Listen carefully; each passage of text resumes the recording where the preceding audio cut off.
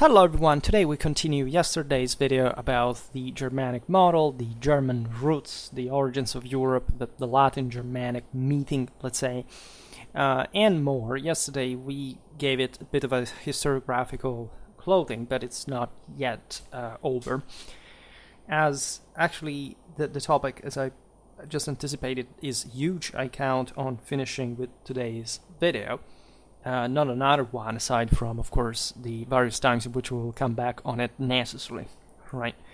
So we arrived to the point, if you followed my trail of thoughts for more than 2 hours, in which the 19th century Germans began to deal with the Middle Ages, which was done with a strong ideological charge, right? For the reasons that you can just guess, but I discussed yesterday as well, and that have to do with just this is not just about the Germans, right? I make it clear.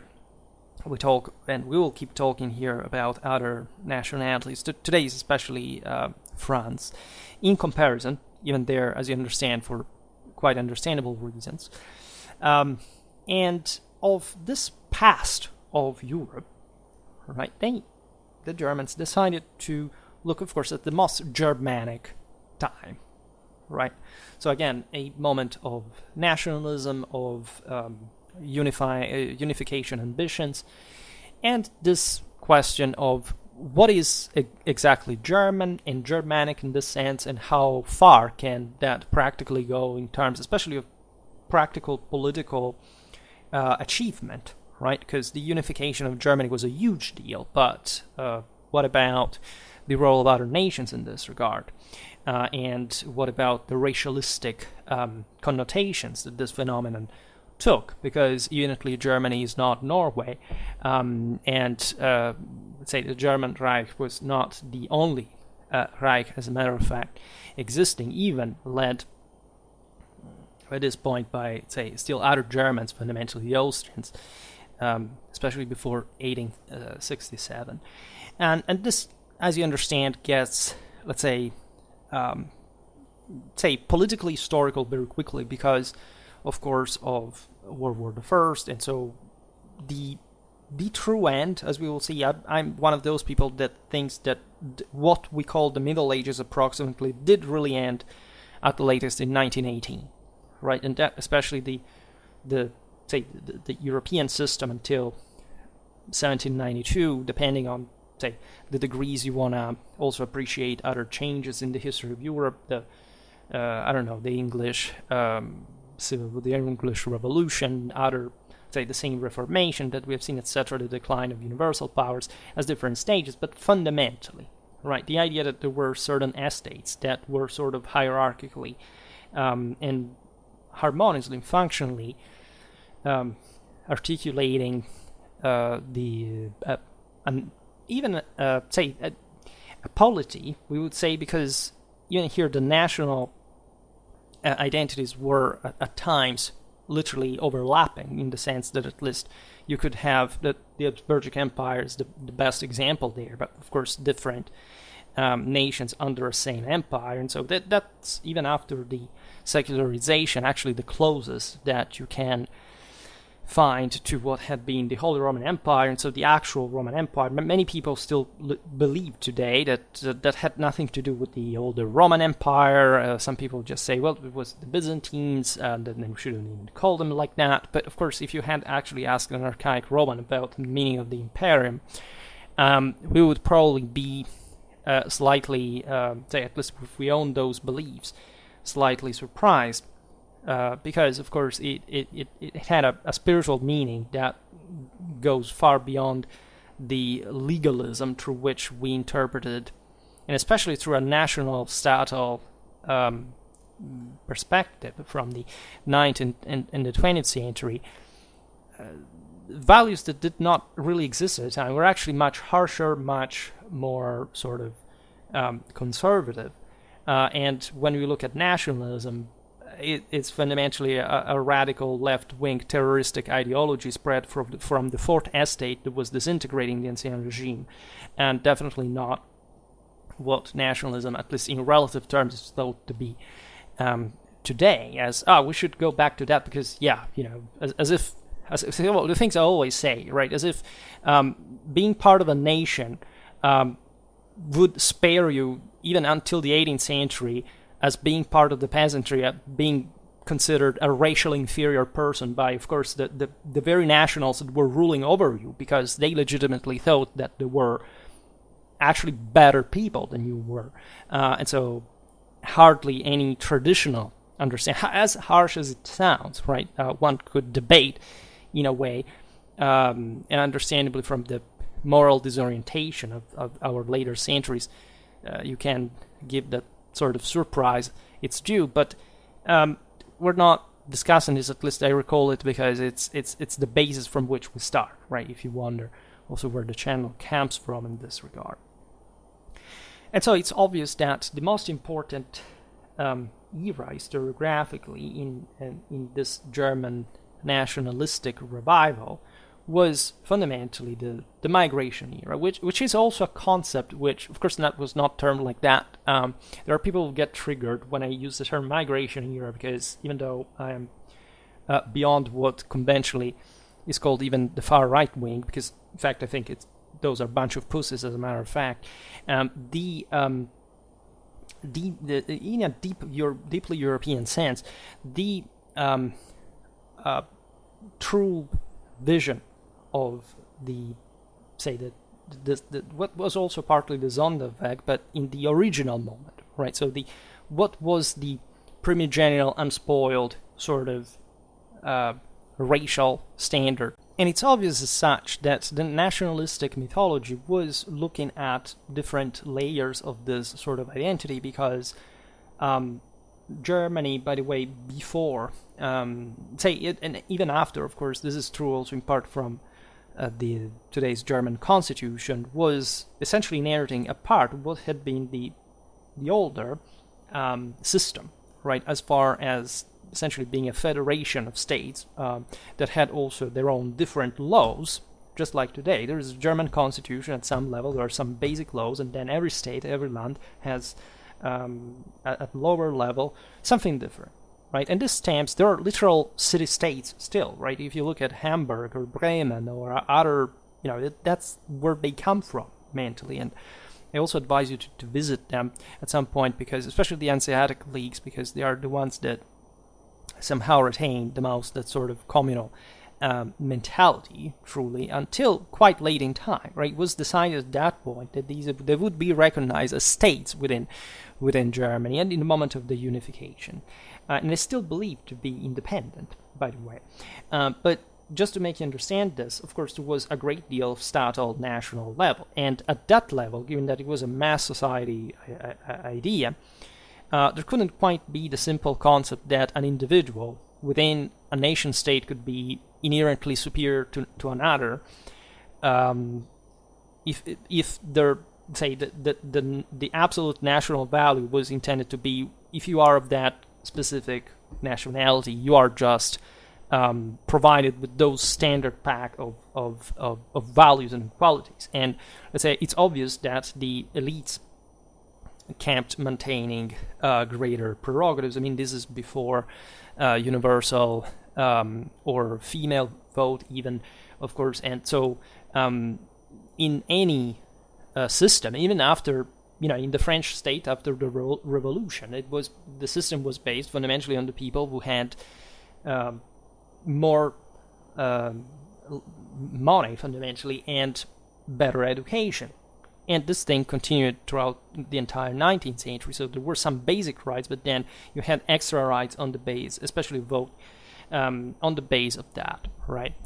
And so there is an incredible set, as we will see now, of contradictions depending on which aspect of the story you would look at, without mentioning that there were some, of course, ideologies like socialism and communism that really were the most obvious consequence even of nationalism from the Ancien regime, because they started fundamentally from the same mechanism, right, of the extension of rights to people that just by themselves were not necessarily worth it in the first place.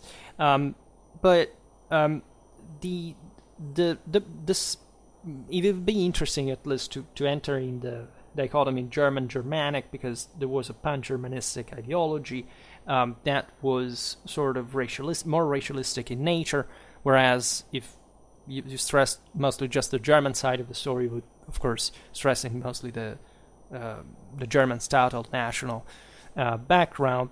These are the same years in which racialism fundamentally spreads as a pseudo-scientific ideology, and stemming from Enlightenment categoristic ideas. So that it's not that there wasn't a racial discrimination before that, or that it was less than it would be later, actually.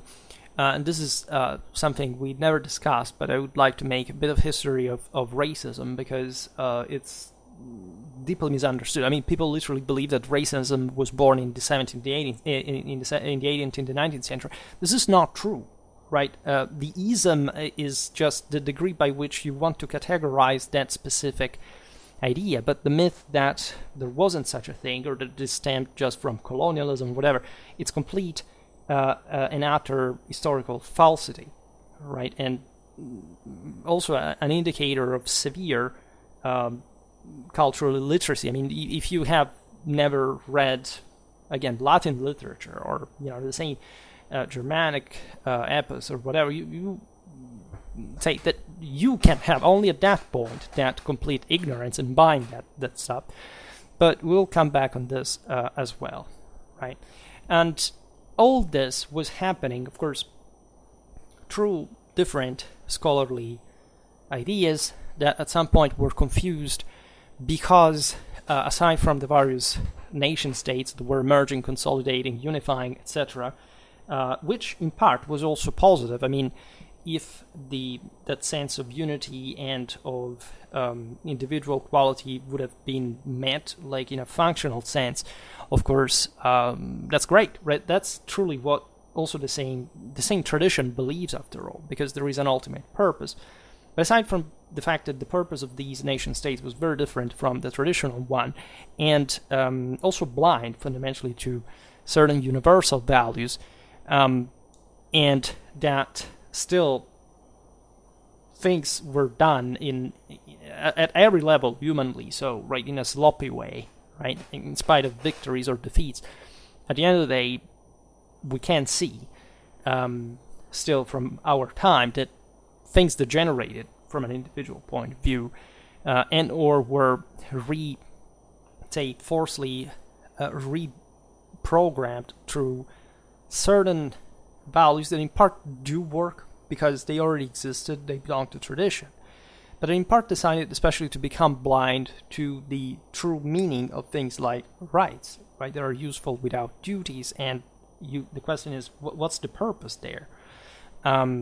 Is it a favor that we have to do to someone else, or is it rather connected, as tradition says, to the responsibility we have towards, yes, the rest of the world, but in the measure in which we can avoid essentially eternal death, and bringing our loved ones back to state of divinity by saving the world in the process.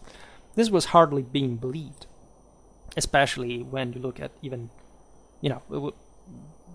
Protestant countries that denied this as the foundation of Protestantism.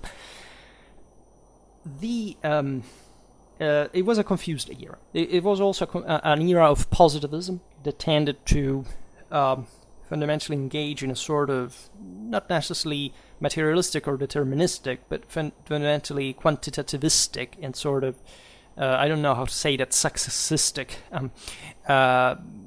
ideas that are not even just per se completely anti-traditional, because as long as you manage to really start things like the Second Industrial Revolution and different other, this is what the Americans, especially at the beginning of the 20th century, came up with, because they had something traditional ingrained, after all, to a degree that other countries had not had. They were a young force to be spent, etc. But they also came with this sort of empiricistic functionalism to a degree. Like if this works on the market, it means it's the right thing. It doesn't consider actually too much, right, in terms of what goes beyond the mere financial gain.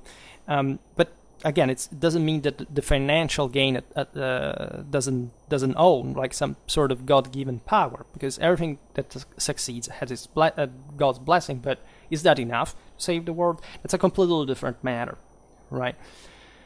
In any case, Germany was essentially emphasizing, right? I'm generalizing, of course, because this is not just about the Germans or that, say, all the scholars or whatever. It's in general what, say, in a broader national cultural sense, was brought on the table at that point, with also lots of positive aspects, don't get me wrong. But fundamentally, the sort of emphasis on the Germanization of Europe, especially during the so-called migration era, that, as I was saying before, was actually a process going on from ever, right? And that was not necessarily understood, at least as we think it today, in terms of the Urheimat, right? The Kurgan ideology, the fact that, still basically by Nazi times, the Germans or other peoples believed that the Heimat of white people was Scandinavia, whereas today, at least, we think it was essentially somewhere between the Don and the Caucasus, etc. And I'm not going to digress on this. I also stand by the Kurganic theory, but I can say that it's not entirely all. Like, we don't have, we shouldn't get into that presuming that for millennia before Christ, somewhere in Eastern or Central, Northern, or even Southern Europe, especially in the West, we have the full certainty of what actually happened, right? There is, for example, an enormous traditional insight about not just a Northern origin, which can be, generally speaking, observed from, I don't know, if it's written among the Vedas, it's obvious that these people came from somewhere in Eurasia and then crossed from the north in the mountains into India, and so obviously there is a great north that doesn't necessarily mean Scandinavia, right, longitudinally. But there is a lot about an actually Western origin, at least in the traditional saying, right? We will look at this because it's quite interesting.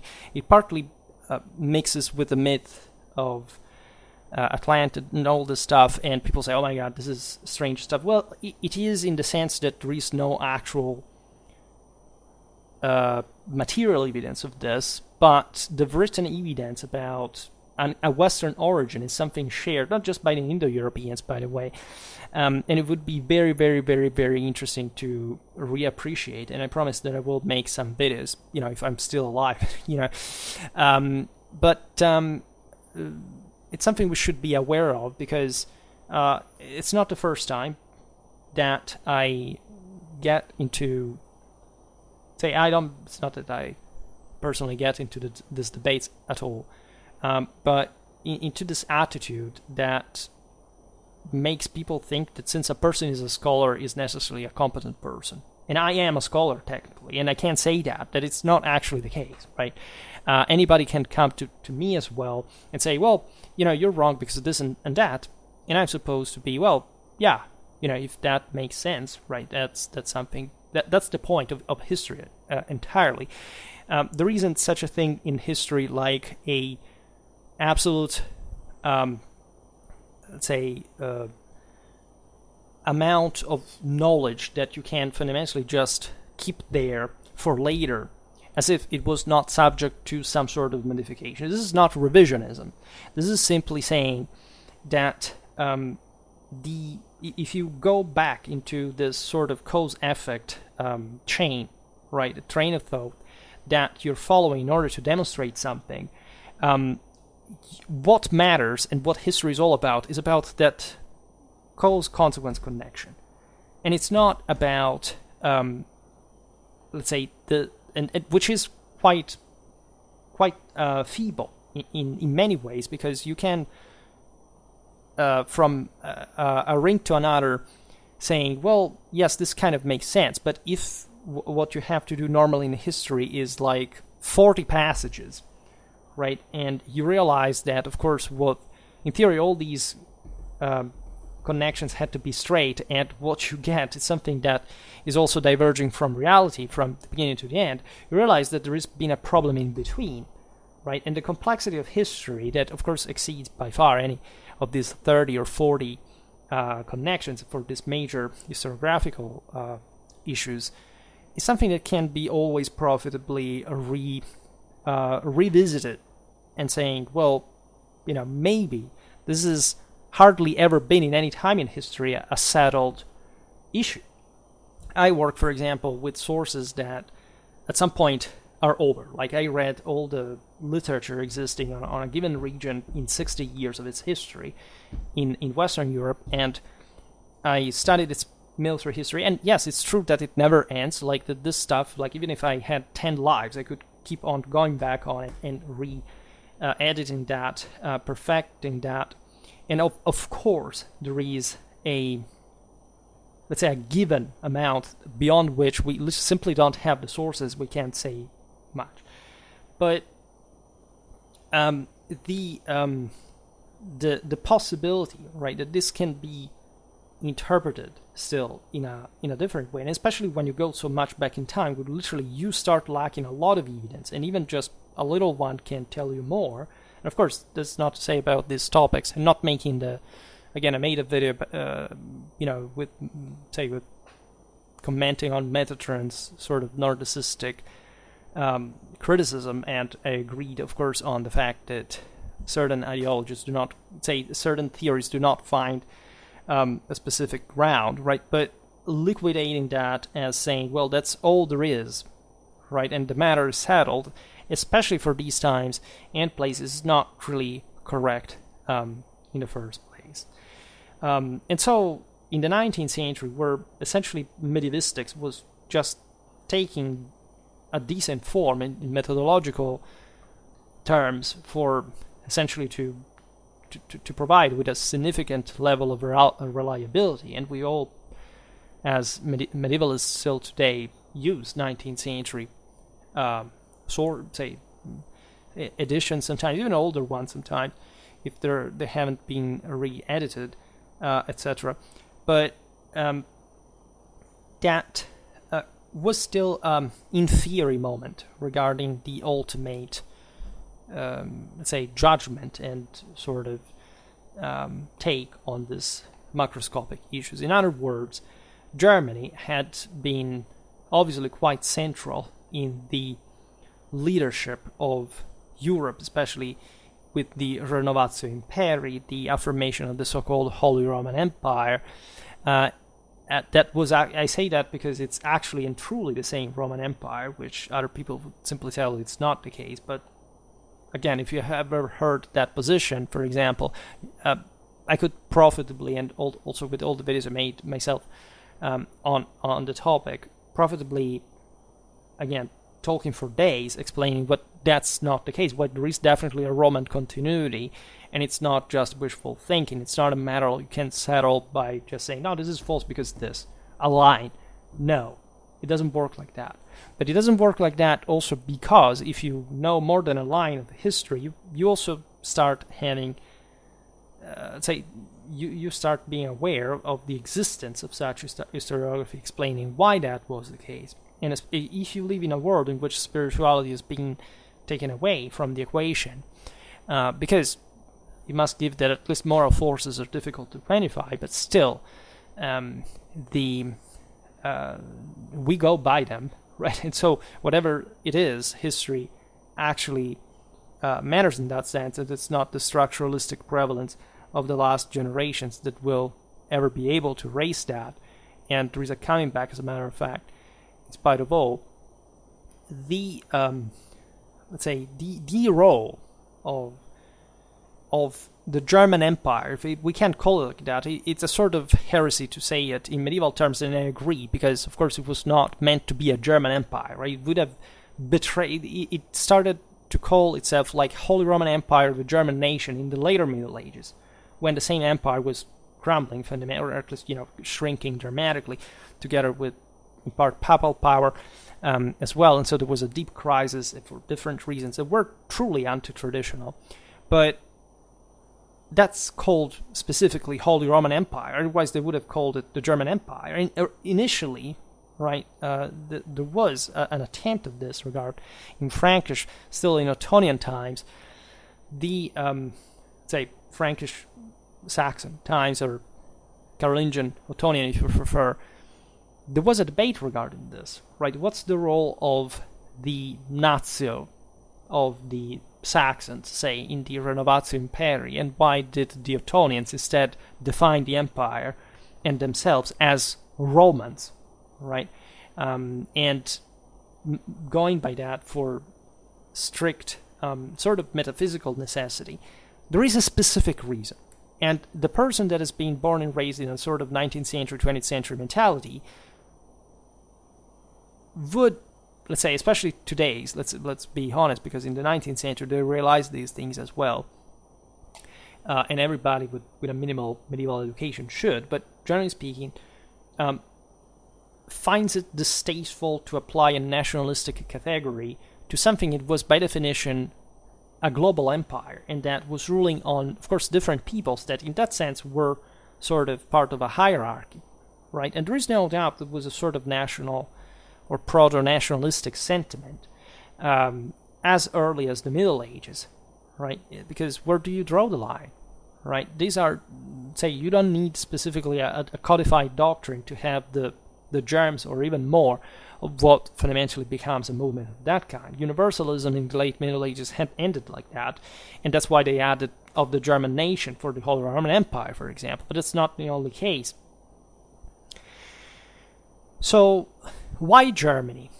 Right, there are two explanations, the political one and the historical one. The political one is obviously connected to the fact that, again, in the 19th century, Germany was coming back to be a true and great nation, right?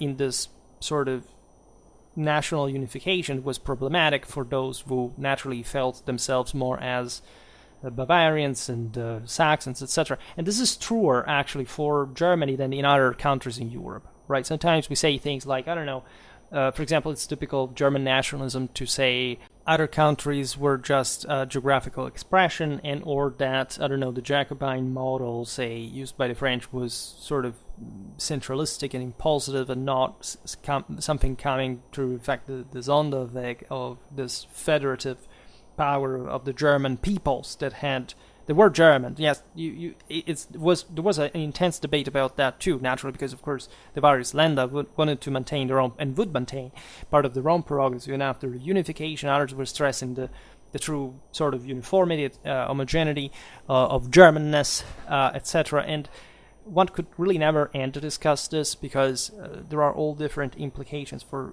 each position.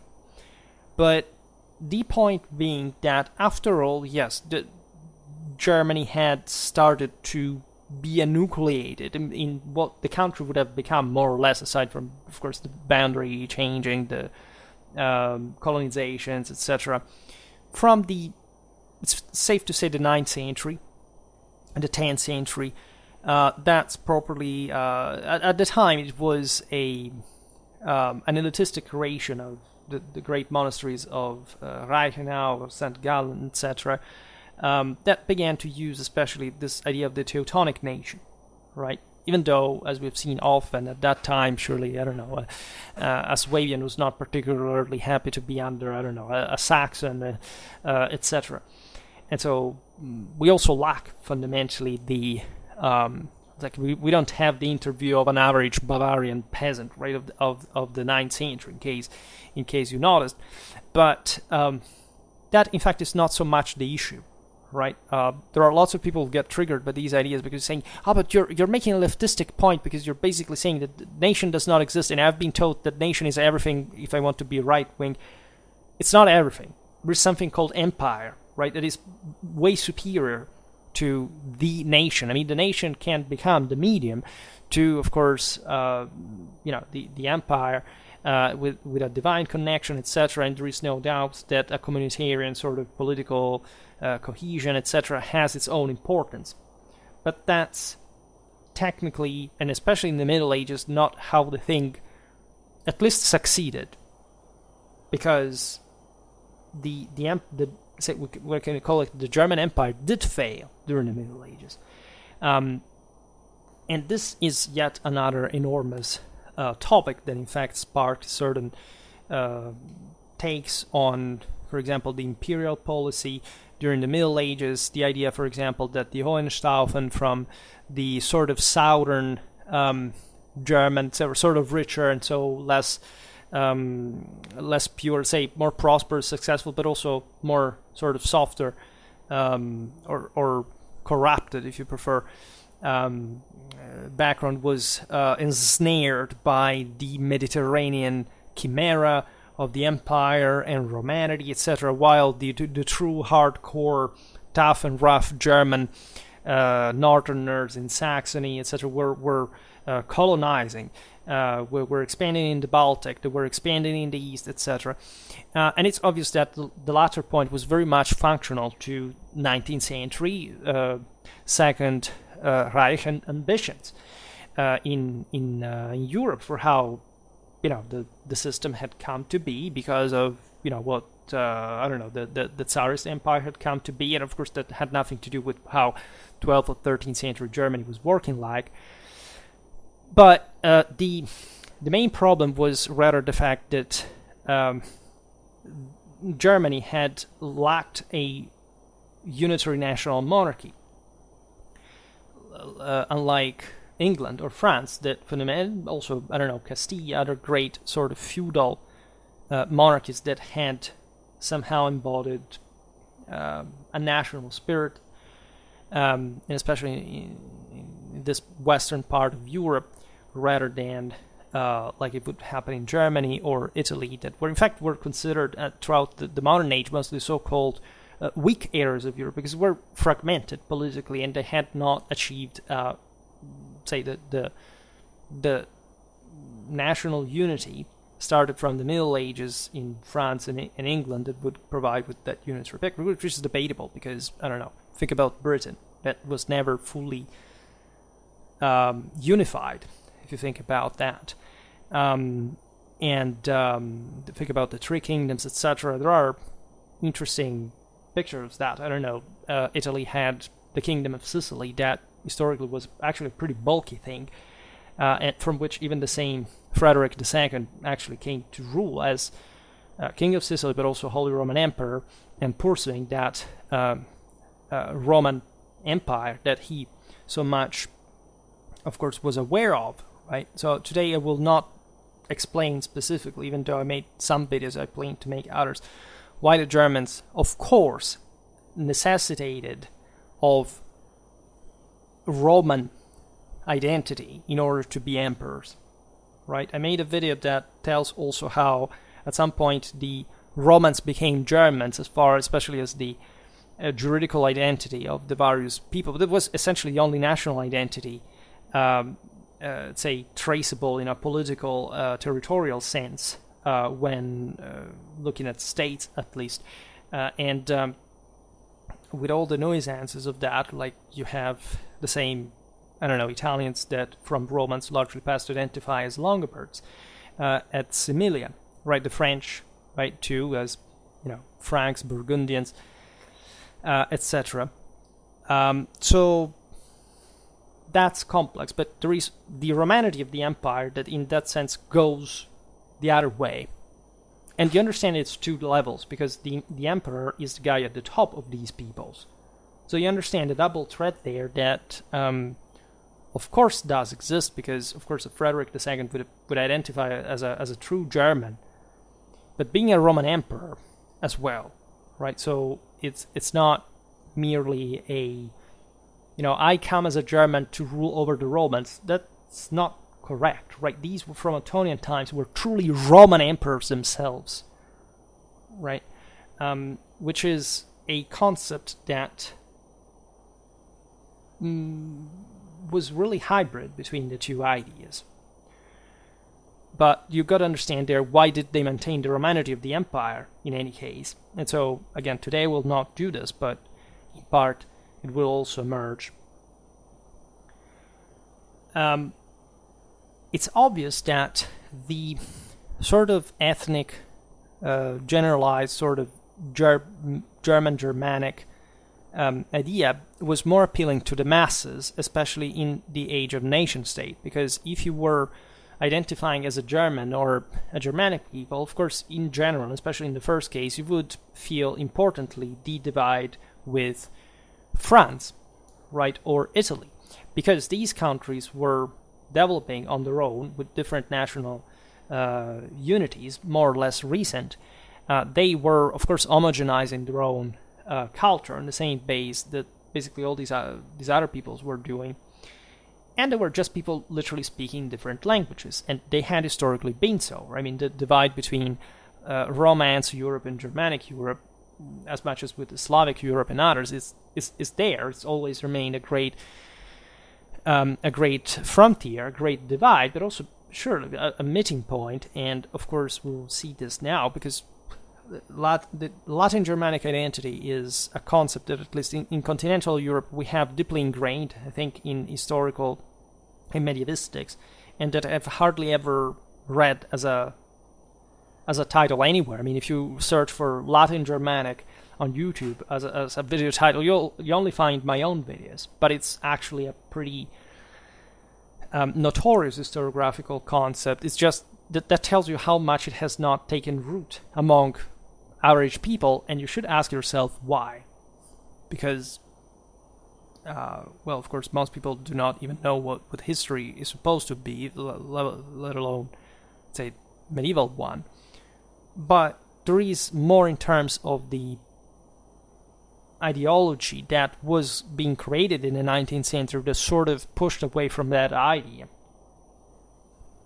But we'll come back on that.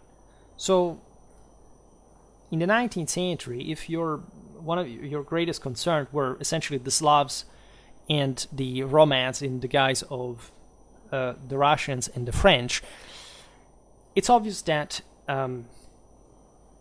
the relation, today we stick to Latin culture, right? Because the Slavs, it's really a different story with the Germans, and there was a more obvious sense of superiority from the latter, together with all sort of different Mytho-European sort of say situation that could not be compared to the one between the Germans and the Latins that easily, because in there you enter Western Europe as opposed to Central Europe. But the problem was also the fact of the obvious preponderance of Latin culture, especially during the Middle Ages, but consistently still at the time. Right, there could be a sort of hegemonistic interest in Germany as much as any other great power in Europe over peoples, again, that were different also in ethnicity, to stress a sort of antipathy, conflict, contrast, right, Furor Gallicus versus Furor Germanicus, what was emphasized in World War I, etc., for all the peculiar reasons of the case. But the Latin world as a whole, and the enormous contribution of Romance Europe to the identity of the latter, it was something too big for even very pushed nationalistic, say, ideology to get rid of by simply claiming an inferiority of that. And it is not entirely true, of course, that the picture was so oppositive after all. Right, the world wars and other other conflicts could give you an idea of that. But of course, especially in the true cultural elite, the Latin Germanic history was, of course, appreciated. Right, it's very new, for example, and typical of the Fourth Estate to presume that, I don't know, there was a sort of vile, evil, weak Roman that should have been cancelled, whereas there was a sort of Germanic hero that was the true, master race that had to crush these aberrations. All the great, even the Nordicists that were being criticized, of course, they were looking at, just to Indo-Europeistics, at the Roman accomplishments, at also saying that they declined at some point and pushing for the notion that, of course, the German word had to take over in a certain sense. And again, Germanic, that was a problem because evidently it wasn't a Germanic empire as such. It was a German empire historically. And so the thing was very nuanced, right? But there was also an enormous degree of mutual admiration. If you look at even operas, etc., you realize that the 19th century was a moment of great revival among the same. Think about Wagner's Rienzi or Rossini's William Tell, right? To understand how, of course, reciprocal the admiration, the ties, the share. Consider that, in fact, it's mass society that really infringes on that dramatically. Until the 18th century, European elites were much more, as more traditional, were also much more international.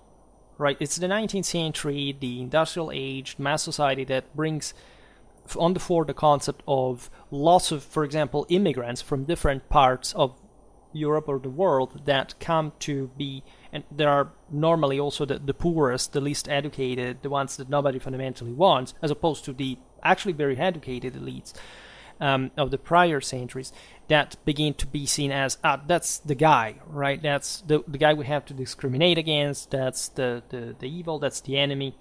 That's the one that is polluting our culture, because before we looked all more or less the same. Now these guys, who are they, etc. It's important to stress that the latter aspect belongs to the lesser people, to the fourth estate, to the fact that surely there is I'm not against, actually, the general principle that, say, the cohesion of country does come also, say, at least ethnic homogeneity does help that dramatically. But, again, the imperial idea that in many ways, from these ideologies that were nationalist and or socialist at the same time, was always appealing to the masses. Why should there be richer people over you that were better than you that, say, came from another country?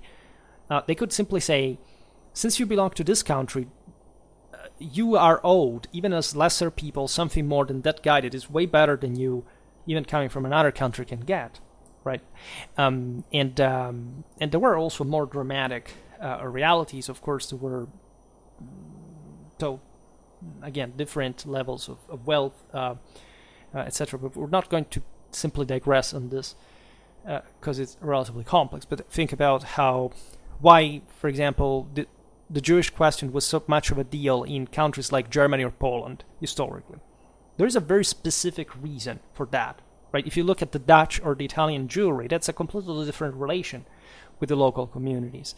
And so these myths that eventually ring in other realities, think about the United States, the Civil War, the slavery, racialistic ideologies, and how these inspired. It was actually North American racism that inspired Hitler to the greatest degree, but not for the story that you're normally told about, America is evil and racist and all this stuff intrinsically. It was just something that more or less mass society had been cultivating for this and other similar reasons.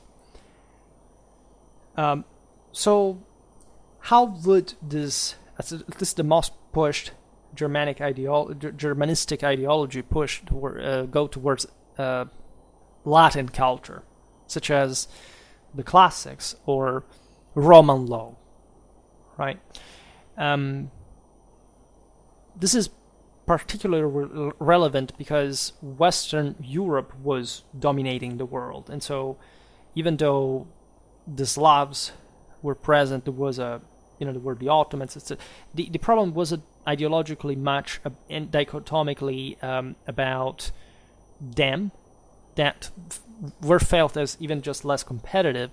The problem was about, say, in this sense, France against Germany, right? Or more extremes, like the sense of how do you feel as a Northern European, say, British individual towards, or even of, say, an American of Northern European descent towards an Italian immigrant in the same United States, and what do you think about Italy at the time and, say, Britain at the time, but I don't know, even maybe Sweden at the time or Finland at the time, because there you realize that there were very different degrees of development that were not matched in that sense to match even with the racial sort of ladder that was being developed in that direction. This presented, in fact, a huge problem, and sometimes, and especially towards Latin culture, a problem of inferiority complex to some degree,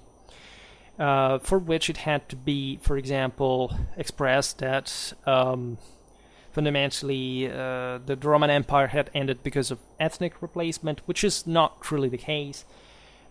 Traditionalists would really point rather at the sense of the decline of a spiritual race, as opposed to because it entails transfiguring capacities as well, a concept that was not quite, especially in the Northern European countries that were mostly Protestant, and so could not accept even that sort of Catholic, both Christian and pagan concept much anymore. You understand how nuanced this problem really is.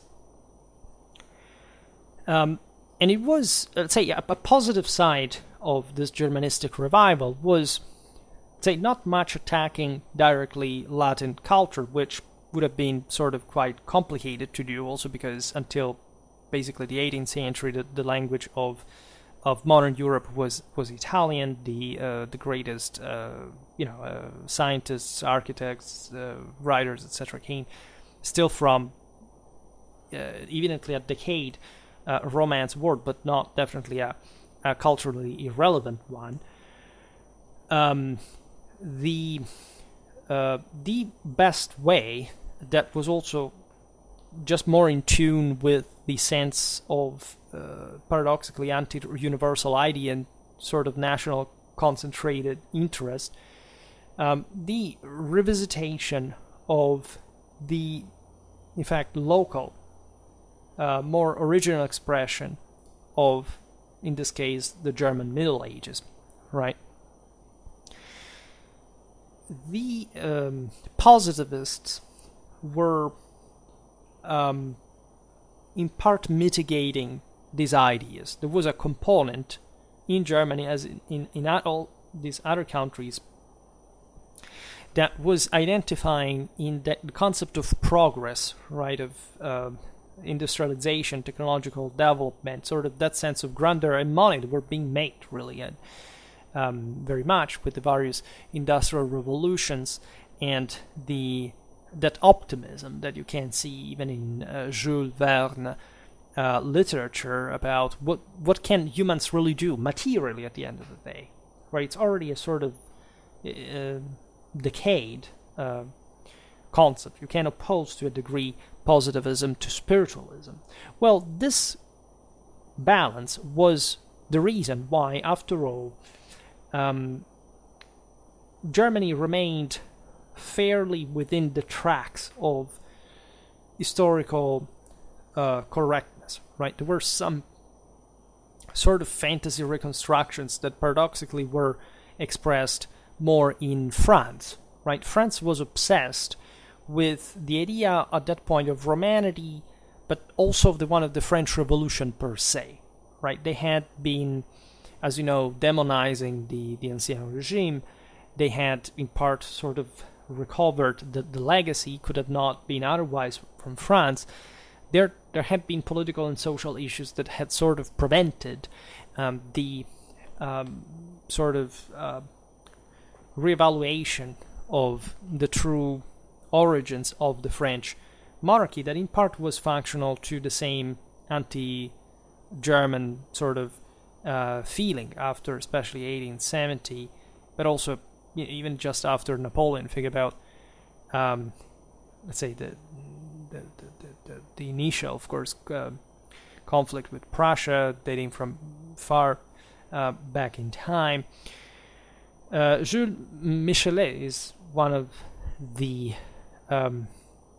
most famous authors that fundamentally tried to mitigate the positive and spiritual view, right? He fundamentally stated that while history, of course, has to respond to specific criteria, right, of scientific method, there is still the history of a people to be appreciated and to be sort of seen as even an educational need, right? Even to the point of making it up to some degree. This was very common among the ministers of education of newly, let's say, especially of the late 19th century nation state, that they literally stated that they had to invent a sort of mashed up potpourri of historical approximations just to boost a sense of national identity and allegiance to the state,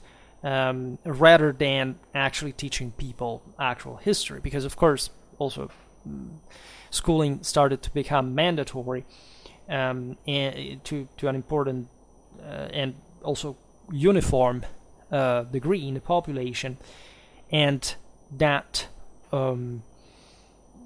entailed that, of course, you had to educate these masses in a univocal direction.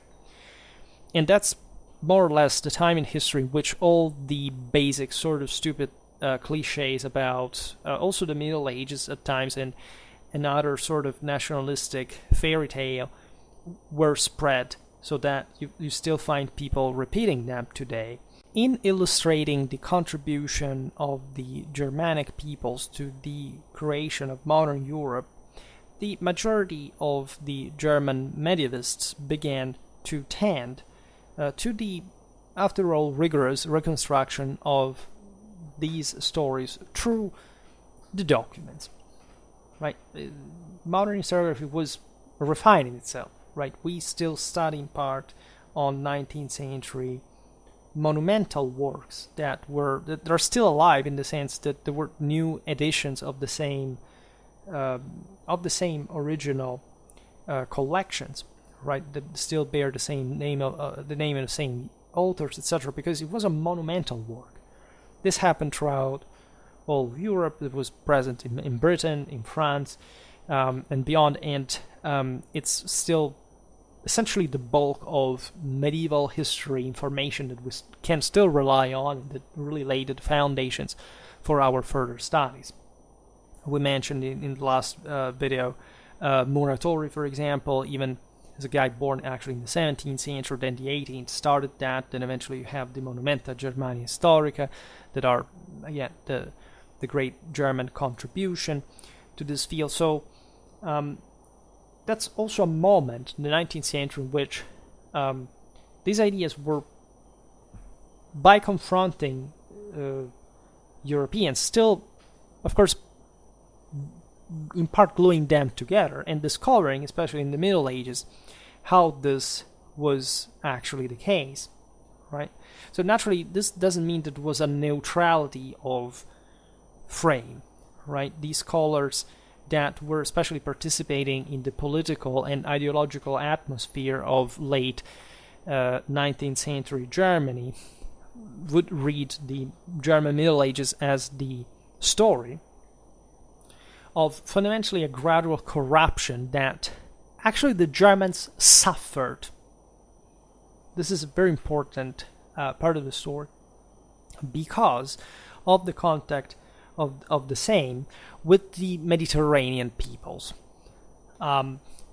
This is a very fascinating aspect to point out, because it betrays actually an anti-traditional bias.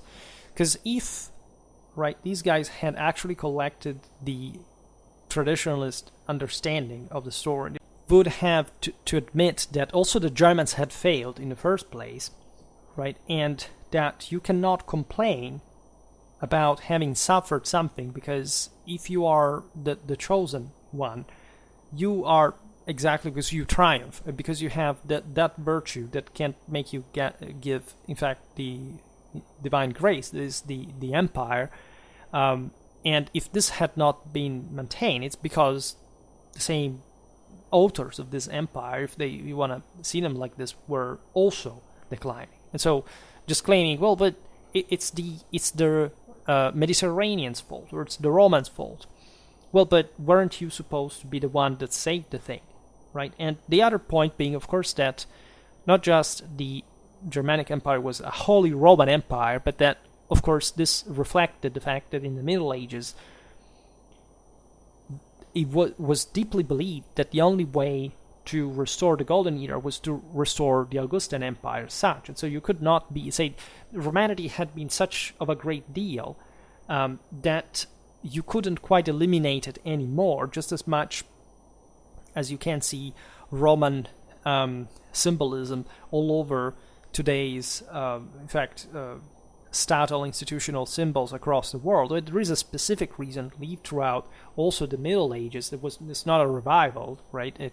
We explained in the last video why classicism wasn't just a temporary thing. It was just coming straight from the same medieval and modern continuous imitation of the classics. Even among those peoples that we mentioned, I don't know, the Dutch of Maurice of Nassau that was reforming his army, reading Hellenistic and Roman military treatises, and so on. This is not to say, of course, there wasn't an active contribution, but what about the concept of victory? And in fact, within this ideology, and that's why it was so Fourth Estate based after all, the only exception starts becoming the one of the mysticists, of the occultists, of those who actually were recovering the true principle of tradition. There was much more, was, say, going against the current of mass society and saying, look, that mass society is actually something pretty shameful to exist, and the actual only way to go is the previous aristocratic, elitistic rule of traditional castes and empires, and sort of also peoples ruling over one another, right? Like the Romans had done, like the Germans part had done, and not this every person actually is worth anything just because they belong to a group that is not even aspiring to being the universal ruler after all, right? At least there were times historically where this would take shape. I mean, the Third Reich was definitely inspired to a sort of world domination ideal, but in practice, right, also the practice that has to make you to send tens of millions of soldiers to die somewhere, and that of course are deeply imbued in sort of this Fourth Estate nationalist and or socialist dimension. You can say, well, you're essentially a mass of scumbags, and it's only the nobility that should really rule about that. It's also Hitler's complex to some degree. That was a German elite, the Junker, those who had there also fundamentally still showed that they would have fought to the death during World War I and were actually the same responsible for the devastating defeat from actually the beginning of the war. And so it's just already a 20th century Fourth Estate fiction rather than traditionalism. And that's the reason why traditionalists at the end of the day ended up to criticize the same fascism, the same Nazism, because of course socialism and in spite of the mix existing with this, and communism especially were, of course, still the enemy, were not the other options. Essentially, they were the anti-principle that had made the same guys that wanted to go beyond fail, right? And part of the reason why, in this sense, Germany failed during World War II was the fact that they had not actually much of a traditional outlook, but in fact a nationalist socialist one. That one can debate, because of course the Nazi hierarchs were sort of very much into this occultistic ideas, etc., but they weren't actually quite aware of the deepest traditionalist meanings. They were mostly very pushed idealists and racists fundamentally, but they may have had a very, in fact, brutal and beast-like sort of sense of what was spiritual in nature, but it's the same reason why they in fact unleashed hell and sort of perished into it themselves, and they failed. Again, a second millennium BC, as we always say, Indo-European knight would have said, but have you won? If the answer is no, then you're a loser, you failed, you cannot actually claim anything, even in the sort of fighting to the death in the Reichstag, etc. So what the general feeling, after all, of Germanistics really was at the time was that Europe would have been better off if the Germans had not had to sort of negotiate with this sense of Roman civilization that would have been too different from their own. Right? Traditionalists were rightly instead pointing out the proximity of the Roman and German origins. You understand how this works, right? It's the Indo-European background. It's the sort of virile shift in Europe because of the defeat of the communistic civilization of the modern, the Bronze Age, because of the Aryan invasions, etc. That made Rome, that managed to take over the world, that was collected as an empire by the same Germans. And the latter were saying, however, that if, again, that there would have been a sort of just superior character in the Germanic element, that would have been proven by certain things, and that we'll see now, and that essentially just these people soften up because they were sort of corrupted by the southern materialism and sensualism and more, right? Now, there is some truth in this, if anything, in the sense that, yes, we do know that if we get spoiled, we get less resistant and weaker, and we start thinking too much and doing less, and so we just give it up.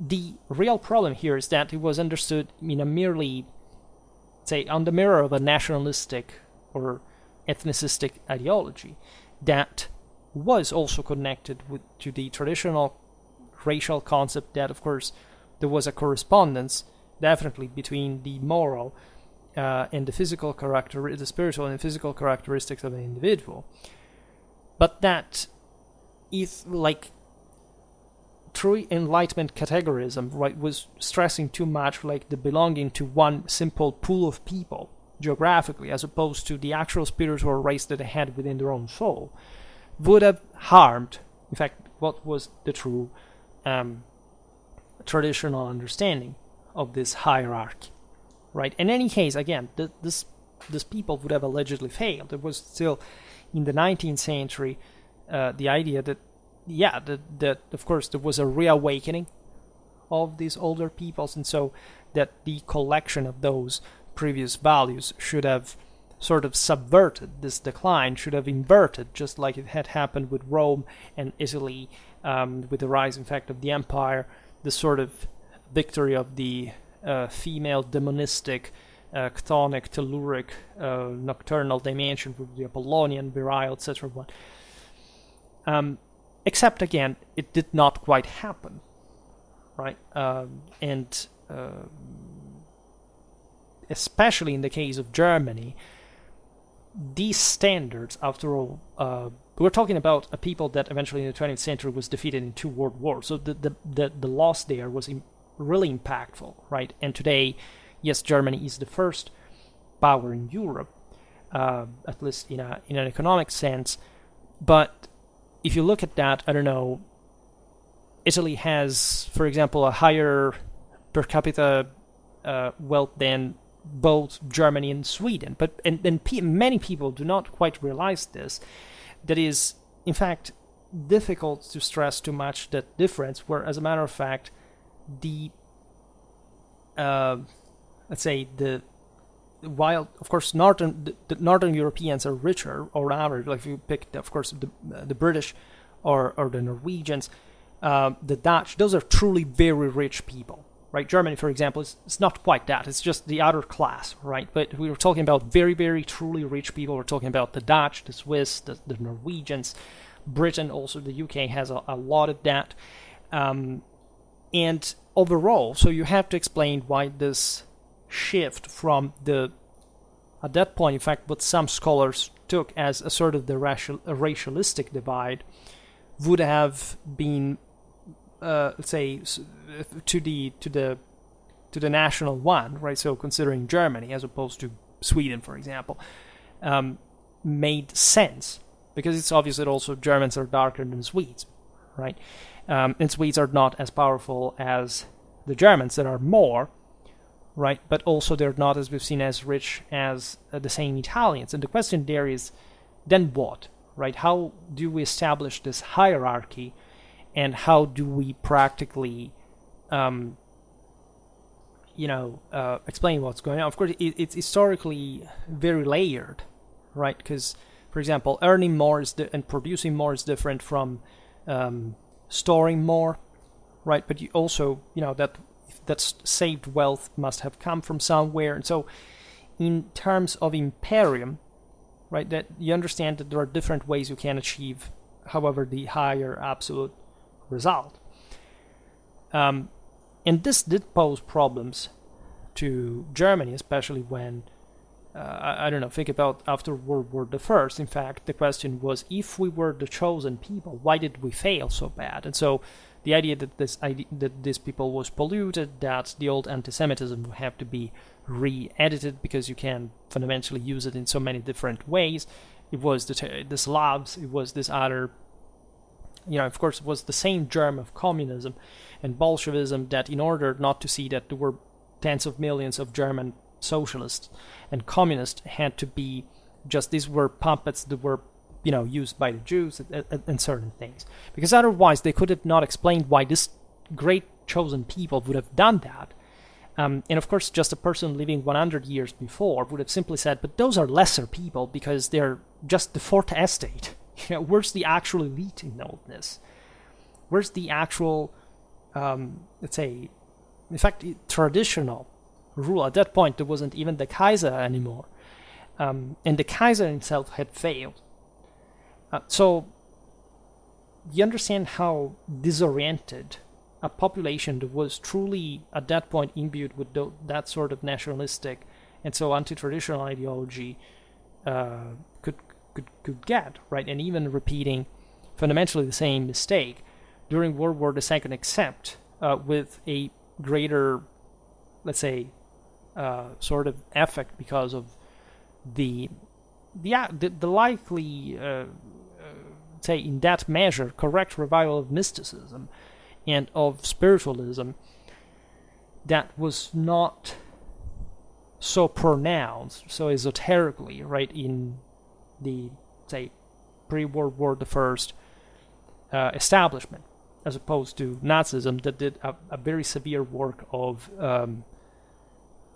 effective political cleansing and of sort of, it was much more unitary in command than in the past. So, but not necessarily enough to win much, because the same ideology there was polluted by, why is there to be a socialist terminology in here? Why it's National Social? Of course, there is an explanation that is not, say, it is actual socialism to a degree, but of course not the socialism as we have historically known, and in fact being loaded by the same Nazis in other countries and within the same Germany.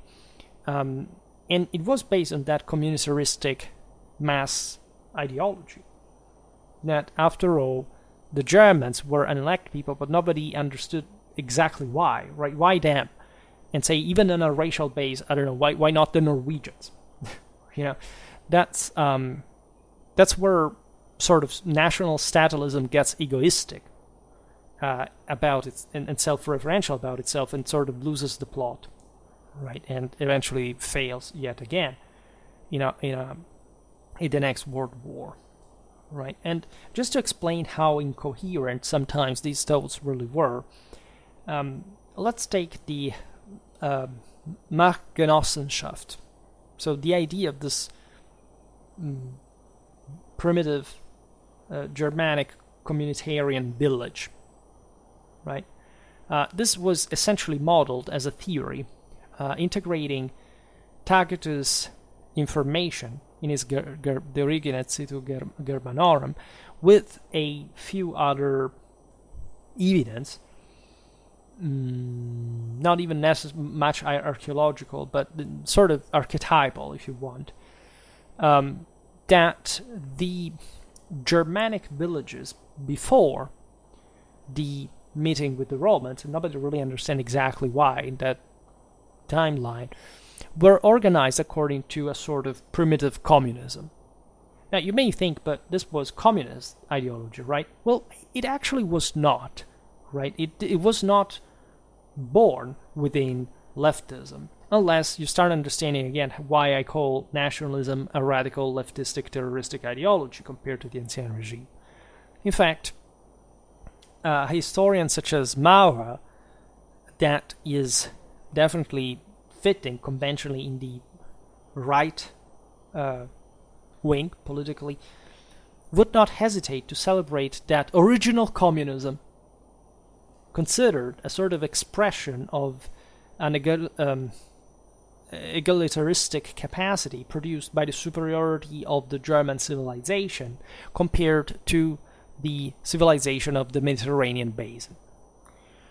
So it's always sort of an interpretable thing. This primitive communism was seen in a communitaristic way, of course. It's the idea that everybody fundamentally has a place in this community and doesn't quite need more, right? It doesn't need to be greedy, doesn't need to accumulate wealth beyond what can be redistributed for the fitness of others. So here, a strong digression should be necessary, because one must understand how, in fact, Marx and Engels had how close these ideologies can be, even between right and left wing, when you understand that Marx and Engels really did nothing but inverting the poles of idealistic philosophy. Right? Idealistic philosophy was identifying, of course, the spirit as superior to matter, to the point that when you are drunk, actually pretty well conscious, but still, fully dominated, in fact, by this spiritual awareness, any, of course, material good becomes irrelevant. Right? This dates back to, in fact, traditional thinking, where essentially humans have to use matter to survive after the fall. Right? It's like in the Bible, where you find Cain killing Abel and just not even being punished by God, but going in the world to learn crafts and so on. And so at that point, you understand that crafts are a way to help redeeming yourself, but as a sort of prosthesis for lack of moral capacity, human moral capacity. This was seen. This primitive communism was understood like this. It was not much communism just per se, but it was the, of course, description of what would have been allegedly a historical reality. That, of course, is not more utopistic than the same openly Marxian theory, but that in fact was part of the philosophical sort of theoretical models that would look at the extreme. And so what was actually the beginning, right? It's as if spiritual, the race of gods, the one that fundamentally descended on earth, but even in there, not explaining here the moment of the fall itself, because otherwise the earth would have not even existed at some point, but would have, at that point, in a ladder, in a hierarchy of people's values, been more out there among the Germans. That, in a way that would have been allegedly described by Tacitus. Now, the problem of this is not much the fact that traditionally, yes, you must fundamentally accept that there was, according to these doctrines, sort of moment in which angels had fallen, and of course they didn't even leave trace of themselves. They were this pure spirit that would have not even left an archaeological proof of itself. Even, say, human beings that would have been beings that would have been not human, but in this sense not leaving even a trace, so that even the concept of evolution could have been simply switched, right? The idea is that if we have, let's say, proof of an alleged evolution towards the human direction. It's not because the early humans were actually apes, but because those would have been sort of the guys who fell the strongest from the sky in earliest times, because the sin was greater compared to the heights from which they were falling, and gradually this entire heavenly race would have descended on Earth and taken more or less the Homo sapiens shape. That's the reason why there would have not been other, say, fossils documenting the existing of this not beast-like sort of original human, and that so you could think of evolution as a sort of involution. As a matter of fact, it may be twisted, but it's fascinating as an idea. And the problem about this, though, is why would these peoples be so backwards at the time, and especially not provided with the Imperium. I mean, if the Romans were these degenerated peoples that had nothing to do also with the original Germans from the Proto-Indo-European background, etc., the question is, why would be those Germans up there sort of yes, maybe successfully defending themselves from Rome, that conquered them at some point anyway, just after the Silver Forest they remained within the same orbit of Rome, but still de facto autonomous. This would mean that these people did not quite have an imperium on their own. They did not have a moral superiority on their own. And this ideology actually flirted with socialism as well, because and there were a lot of socialistic ideologies going around. In fact, in the 19th century, the same decades in which this idea of the Marktgenossenschaft was formulated, the actual traditionalist idea that it just exposed was not actually taken in consideration. It was just like this sort of whiny thing for which there were different peoples all separated from each other, and the Germans were just lured by the Roman world and sort of degenerated, whereas before, all they could ask essentially living as peasants, largely, in this rougher north and being sort of more morally accomplished, but not even having an empire on their own. And actually having it only later, after it had been actually Christianized and, in that sense, Romanized also by the Frankish conquest and so on. This is, of course, the most important aspect of the story. Where's the Imperium? Where's the actual strength of these individuals if they were, at that point, just a peripheral people at the fringes of the universal empire? Right, that's the question, of course, they wouldn't like to answer, and just stressing, no, we were just like the good old German peasantry that we can see today, to make them believe, again, that it's normal to live in that condition of an accomplishment, right? Here we're not talking about, I don't know, the peoples that would have allegedly created the pyramids or the Sphinx through this enormous exhibition of power, right? The Germans, of course, by the 19th century had become a true civilization from quite a while, but let's say it's not that they topped other countries out there, right? Britain, the US, etc. So the question there also, what was up with that, right? Was that German standard enough to, in fact, win the world? In all these other races of degenerates, allegedly, well, evidently the world wars proved that it was not the case, right? After all, even with the Franco-Prussian War, what you have is a clamorous success, but still essentially a hardly fought one, and one just for having a unified Germany that was a power among powers, rather than the hegemonic power in Europe, which wouldn't become historically ever. So, at least during World War II, that happened, but some other Westerner, right, and not even the entirety of Europe actually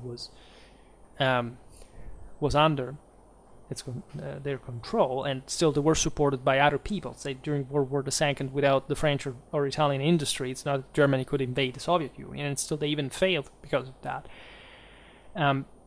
So it's way more complicated, because it's as if this attempt of reinvigorating the spiritual traditional ways was sort of obnubilated, clouded by an accomplishment of the fallen nature of mass society, right? It's, you see, in tradition there is this prophecy for which, of course, we know that the awareness of the sacred dims in the heart of man, right?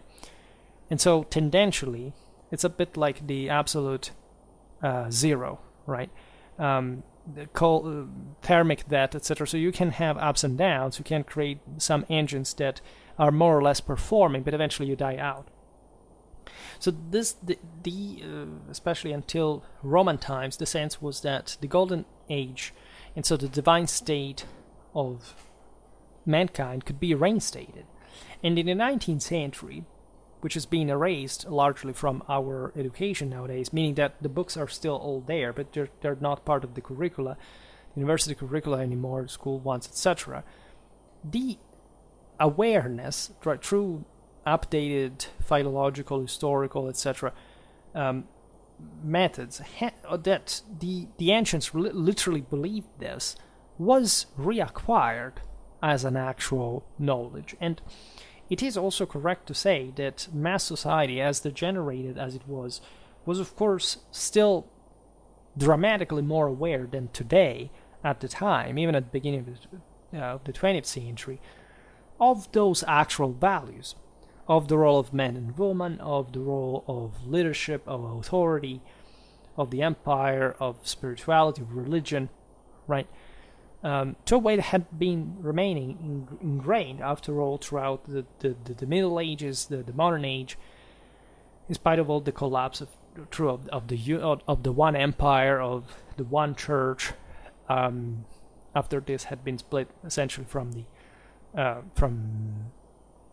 state, with Christianity, and again the Reformation, and so the decline of religion, the decline of any universal power, the fact that these very countries now were trying to, at least in the scholarly element that was describing this historically, like feeling awkward about, in fact, now being aware once again of what traditional belief really was, but realizing that the basis from which they had built this world now was anti-traditional. And it had never been more anti-traditional. And thus, it would have been particularly difficult to re-achieve what was meant to be achieved by the Universal Empire, because these were not universal empires anymore. There was a sense that, yes, like Rome had emerged at some point, like Macedon with Alexander, etc., to remold the world through this sort of perfect sort of model. It would have been possible, in a totalitarian sense, as it ended up to be in the 20th century, to do the same at that point. But even so, they failed. Right, and so what we're living now, after World War II, is still the sense of that yet this utter exhaustion came from yet this utter failure. So remember, there is hardly any mercy for the defeated here, in true tradition. So it's not to say, oh well, the Nazis were good because they tried at least.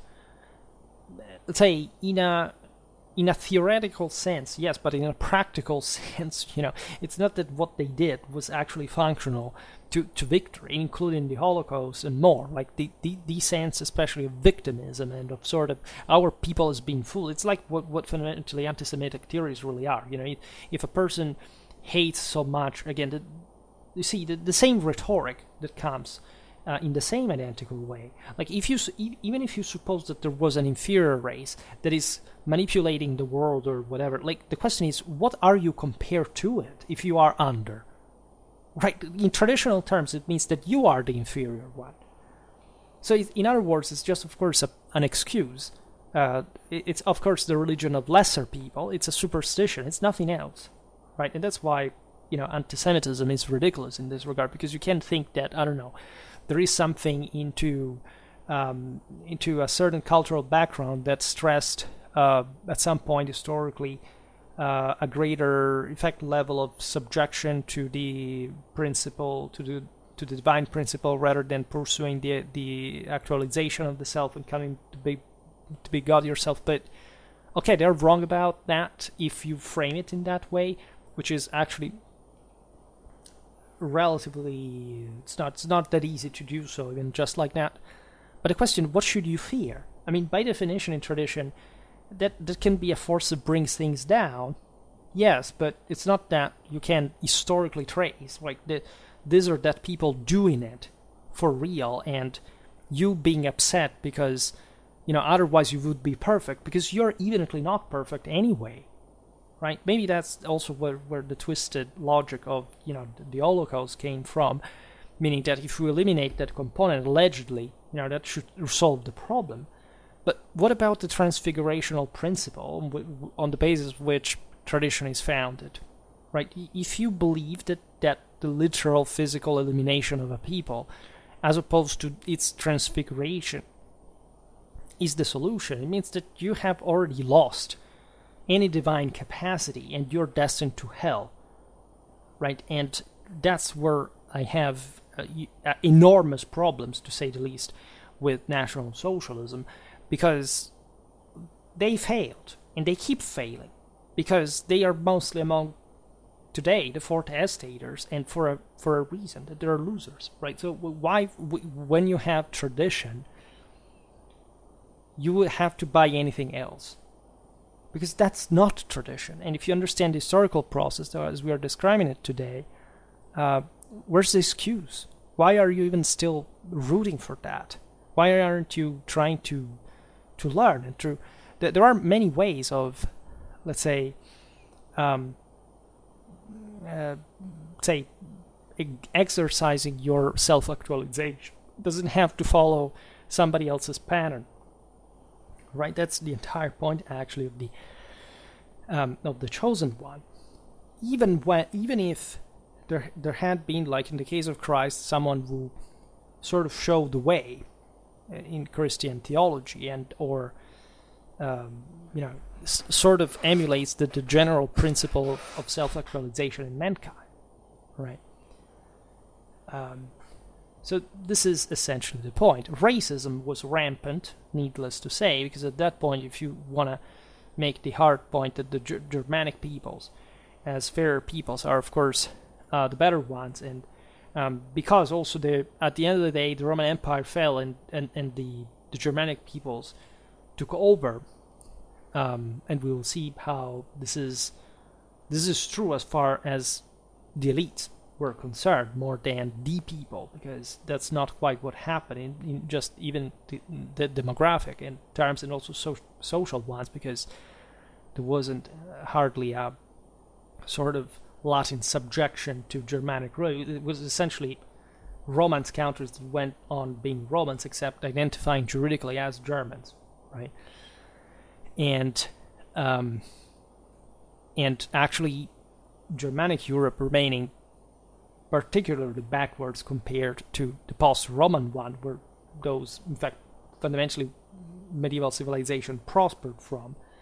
But this did create a severe problem, right? It brought to the necessity of blurring the picture by saying, well, if we insert a bit of Germanness here and there, even in an aestheticistic way that is always appealing, and let's say just inspire ourselves to that, we think that we are, after all, we can go after that model. It's referential to fundamentally a people that looks fundamentally like that sort of standard of whiteness, even though, again, the Germans are not as white as other peoples in Europe.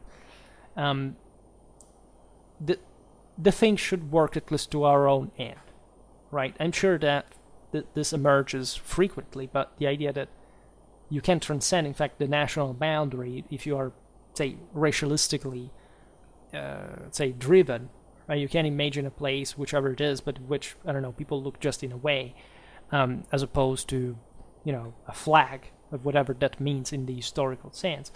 The problem is how you achieve that, right? And how do you convince others for that to happen? And so if you are truly the allegedly chosen race, like, why don't you succeed in this concretely?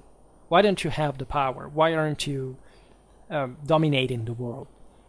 And in this sense, in fact, I believe that the concept of spiritual race is quite spot on, because whether we're fairer or darker, at the end of the day, we're still human beings, in the sense that we are a fallen kind. Human meaning dirty, and being a product of the fall, that is to say, our own fault, right? It's not that there is a fault, meaning somebody punished us specifically, unless you understand God as the absolute immanent principle that gives you or not the capacity of ruling, but it's always on you, right? The reason why we are fallen, the earth exists, we are mortal, whatever, it's because not something happened a long time ago, but has kept on going on forever, meaning that we are, in the way we experience existence, we are actively keeping us down compared to our own potential, right? It's the fear of our mortality because of mortality itself, because we have that power, that vision, and that capacity. So you understand how rooting for simply a nationalistic basis, unless you belong to a truly super people that evidently has never existed in human times, in any country or at any time, where others were more successful than others. Again, the Romans, the Germans surely had their moments, to say the least, in this sort of imperial capacity. But the question is, what did happen in the end? Right? And it's not that there isn't a metaphysical value in such accomplishment. I would say the main problem nowadays is even the lack of awareness, right? The very concept, of course, of the Holy Roman Empire, why it existed, why the Germans chose the Romanity of the empire, is the explanation itself. And I'm sure that there are lots of nationalists, even among my followers, or even racists, by the way, that I don't encourage to come, in fact, to watch my videos, because that's not essentially what I'm doing here, that in fact would disagree with this, because to them it's not even thinking about this whole context. It's just saying, I don't know, I think that my counter, whichever it is, it's better than the others, and or even if we are down, we should recover what we've lost at some point in history, or reacquiring it entirely anew, just because I think that this limited sort of sorrow nationality is the only thing that matters in the universe. There may be a value in that, as long as you're able to do, again, something through that nationality. And if you look at, I don't know, World War the First, and previous times, I was saying before, the millions that went to die were people that, after all, were much more aware of that level of communitarian need of communitarian cohesion to actually, in fact, go and fight and die for something so relatively, let's say, the unqualified, like a country of those times, but that at least could unleash that hell through that same country, right? In the past, it would have been from an empire, right, or from an ethnos, if you want, like whatever they did actually intertwine these concepts, right? But it's not that simple either, right? So it's I realize probably I need a third video for a third part for this topic, because it's intense, right? But especially to conclude the on the Marktgenossenschaft, right? And so the theory of primitive communism of the Germans and of its medieval relics, right? This, first of all, and this I think is the most important concept that I skipped, is that, I mean, I stated it in the measure in which the empire eventually did not re-emerge necessarily from it emerged from Germany, rather than even, I don't know, further north or whatever. There is a historical reason whether that was the case. It's not to say that the Germans had not, in fact, especially but in the second half of the 12th century, achieved essentially the greatest power in Europe, right? But aside from this being in relative terms to the others, rather than ruling over all the others, which is a very different thing, not even the Romans had done it, in fact, in Europe, was actually the successful formula of sort of modernity and tradition meeting at a given point and blooming and blossoming. There is a lot about this German valor and achievement and sort of recognition even from other people, right? This sense of the source of this warlike youth that would go out there as mercenaries, as crusaders, and a bit the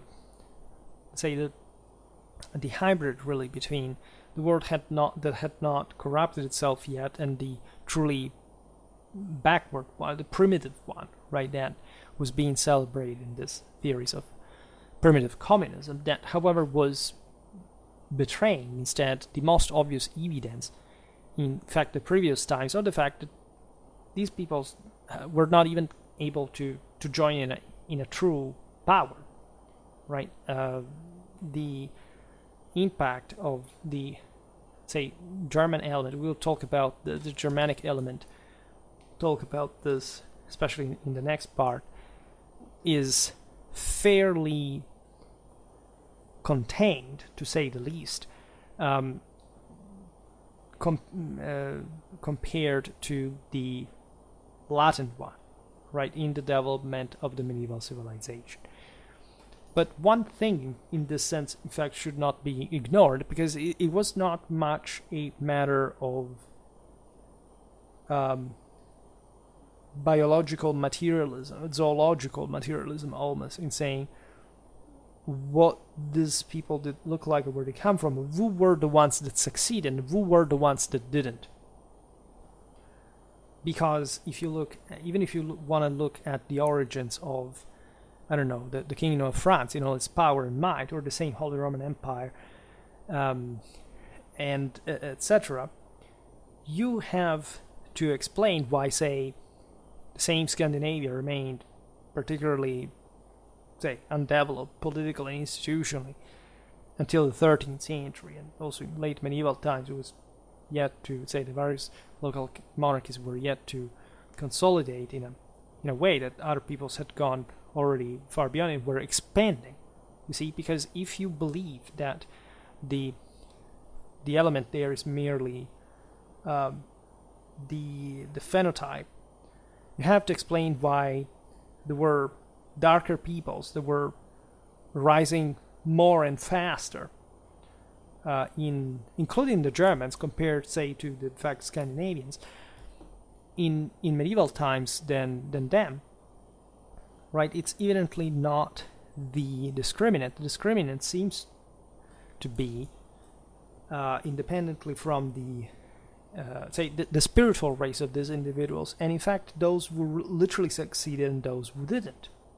If you look at a Clovis, well, that's a guy who achieved something that in inside can't be denied to have been extraordinary compared to many other leaders that could be similar to him, maybe not living far away in Central Europe, and that really didn't achieve much, nor their people would, even though, of course, Germany was fairer than, say, Gaul, right? So this is a very important part. That's part of what I was saying in that other video about the Nordicist theories that also Metatron was commenting on. Now, the further messed up thing that I was hinting at before is that this theory of the primitive communism of the Germans had a lot of fortune, yes, but it influenced also Marx and Engels, that, remember, that were inspired by Fichte, by Feuerbach, etc. And so were actually born as idealists, idealist pupils at least, and had flipped the concept by simply involving, right, say, deciding that matter was more important than spirit, and so simply describing the same exact identical system of interpretation of the world, but actually, say, inverting the dynamic, and however, in this sense, screwing up basically everything. Not just because their theories are just completely destroyed by even later left-leaning economical theories, but because, of course, it's self-evident how spirit is superior to matter in the first place. This is not to deny the obvious effect that they have on one another. I mean, both Marx and Weber's schools never denied that was the case. But with spirit, with life, you can do something. With matter, matter itself doesn't do anything. I mean, in the first case, you have a life that is acting. In the second case, it's nothing that is acting, right? And so it's a bit of a problem when you try to put the means of production at a higher level in the world to human life, actually, and much more simply than that. And I made a video about the Bolshevik theory and ideology that you can go look at if you're interested in the topic. Wu actually decided to adopt this concept because they were committed to interpret the Middle Ages as the great theater of the pre-capitalistic economic forms, right? In other words, this primitive communism was quite appealing, right, for these two theorists of socialism, without actually understanding much of the same, because they objectively didn't. Historically, there wasn't a preemptive critical examination of the ideological orientation of the same scholars. So that's the thing with actually communism. Like it's purely, we want to tear everything down because we feel too inferior to other people's accomplishments. So it's better for everybody to die, and so to self-sabotage the universal system. And that's also why it's a deeply anti-religious and anti-spiritual ideology, not just because it's materialism, but because they hate life, they hate human life, they hate the mere possibility that things can be beyond human, let's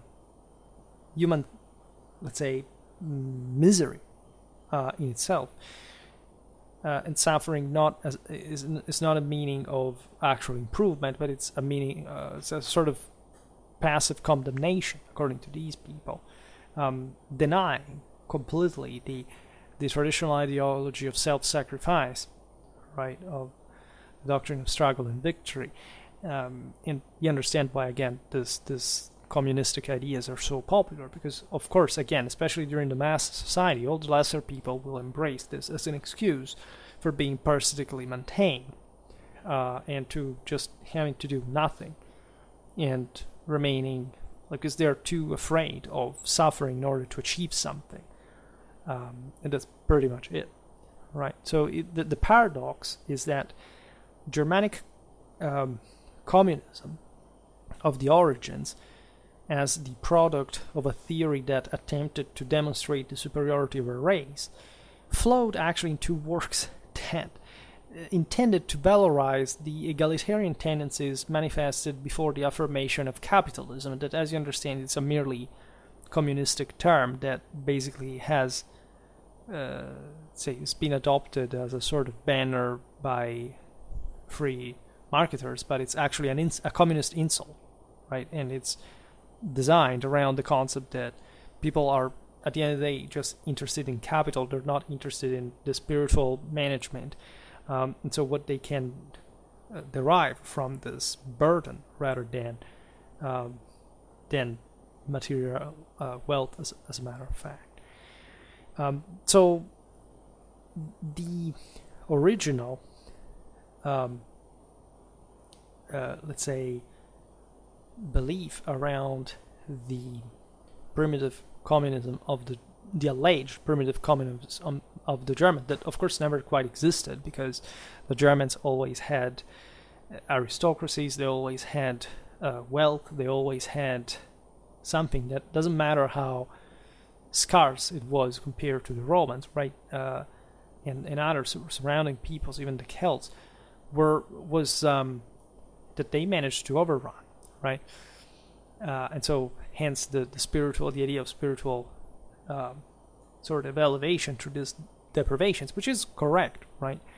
But the sense is that these peoples would have allegedly not been, they would have simply been lured into the richer world, and so soften up in turn by themselves. And this again would be correct if it wasn't used as a sort of excuse to remain just primitively poor, and in a state that was hardly one of actual power achievement, if not out of desperation, and still with populations that remained fundamentally more advanced, even after part of the Germanic elites managed to take over their own countries, and that remained, that with the same elites that becoming part of those countries. So this intertwines deeply with the same racistic theories of the time, because of course within other countries too, like even in Southern Europe, of course the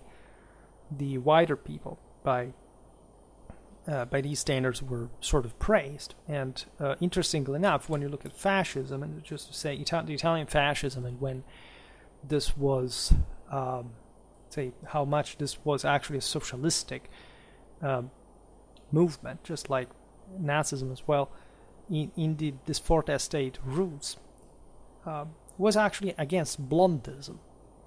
And so lots of this I forgot to say in the video to Metatron, is that it's a bit difficult, right, for the Italian population to have been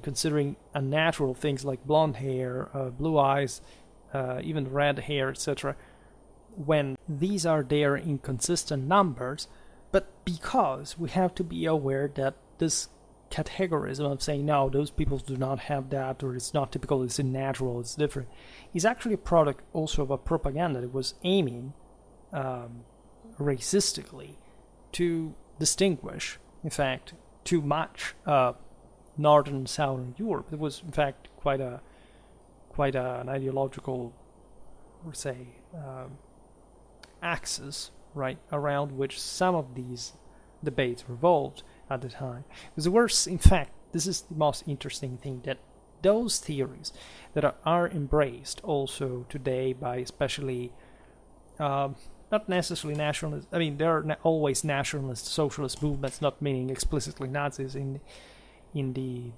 political slogan that the name that they identify with, but let's say those movements that are sort of closer to left wing within the same right wing, right? Especially, I don't know, look at some neo-Nazis that, I don't know, in Germany are nostalgic of the dead they are. So as a Soviet puppet, basically, than today's Germany, because at least they thought that, even though they're pretty confused, because if you understand what Bolshevik ideology thought about races, denying the very existence of the same, but they thought that as nationalist socialists, in fact, that their population was better preserved and maintained parasitically under a socialist regime than in today's world, right? In, say, reunified Germany. That's the sort of background, and the theories that were stressing mostly the naturalism, what we see mostly today in pop culture, in Celticism, Nordicism, etc., are actually the single most socialistic, but not communistic in nature. Not communitaristic, but truly in the sense of there shouldn't be a leader. There should be one, but it should be just we don't know what, because mostly they are fringe communities that do not have leaders that can accomplish anything politically nowadays. And so they skip the problem entirely in that regard. There shouldn't be, in this sense, that deep sense of tradition and hierarchy and power, etc. That the same Germans, if anything, look at the war bands, look at what the principle of sacred royalty really was about. Even in the face of surely a population of freemen that throughout antiquity was able, in part, to stamp the aristocratic power, but not doing much until that happened as peoples, right? And eventually ending up to be conquered by other Germanic peoples that had gone to the Roman world and were coming back as crushing them, converting them, etc., right? And eventually turning them, in the case of the Saxons, into the new Roman emperors with true power, a power that the Germans in that specifically German dimension, not like the Frankish one, that was essentially a Gallo-Roman one in basis, aside from the elite that did remain Germanic consistently, was able to achieve for the first time in Germany. So also the myth of the Reich and so on, right? So it's interesting at that point to even ask how and why, right, the empire could have existed, right? Of course, the idea was, just like in Tacitus and Caesar, etc., that these peoples did not really have a leader, but they elected one in time of war. And naturally, imagine a 19th century, say, power simply being ruled by a leader who was elected temporarily just to wage war, right? Not having a state with a head, with a government, whatever, like that's. So of course that would have been by scale, the equivalent of the Assembly of Freemen. But again, how can't you narrow down the bases of those who actually rule in a system that is so large and so naturally different from a primitive tribe that was not even alone doing anything, because it's just really the confederacies that in fact succeeded in also maintaining, in fact, a different identity from the overall Germanic one, right? And very often, even in the origins, and especially in the origins, not really or necessarily thinking much of themselves in distinction to other peoples, because they were more concentrated in the local identity, rather. And the elite actually being the most, as we've seen, international. So you understand the contradictions existing in these beliefs, right? And in the 19th century, the clash between idealism and materialism, of course, was simplifying superficially at least in a superficial way, for terms of the complexity of the theories, the explanation of what would have happened. Things like, I don't know, the Roman world, even if defeated, would have, assuming it would have been defeated in an absolute sense, because you have to explain the Holy Roman there, would have conditioned deeply the egalitarian spirit of the first Germans with the temptation of land owning, right? Ownership is quite an issue also in the investiture controversy, and in this quite troubled Germanic Middle Ages, after all, in the imperial role, right? And the most important aspect is that this theory about Germanic communism wasn't actually making a mystery that this communism was not the ascetic spiritual one that we are thinking necessarily, but that it literally referred to the equal partition of loot, for example, right? So this would have equated in a greater, say, value of the individual compared to later times, surely, in which the elites took over and the average person did go down, which was not really a positive thing, but not seeing again that that order finished exactly in the moment in which the Germans managed to start conquering other peoples, and being conquered eventually by the Carolingians and Christianized. And so you have to explain even that passage, right? Because very often in these historiographies, it was mostly about, well, also Charlemagne was actually a great Germanic leader, so never mind it accomplished the full conquest of Germany that not even the Romans had done. Of course, in part was doing that from within the same Germany, but against a model like the Saxon one that was much closer to this Germanic alleged communism, and from beliefs.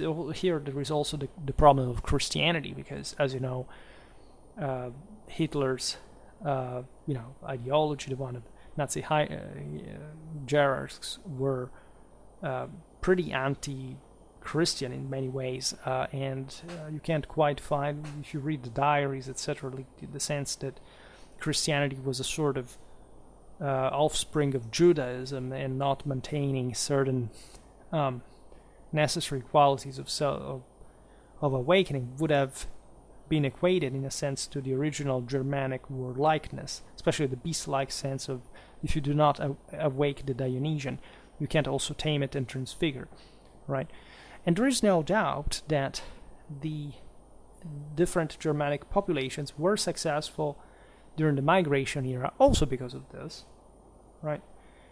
But it doesn't yet explain, right, all the rest of German history in that regard.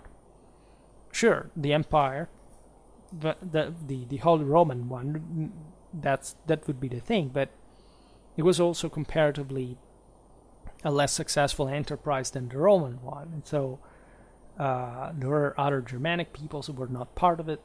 There were other Romance peoples that actually even managed to beat them, to be more powerful than them.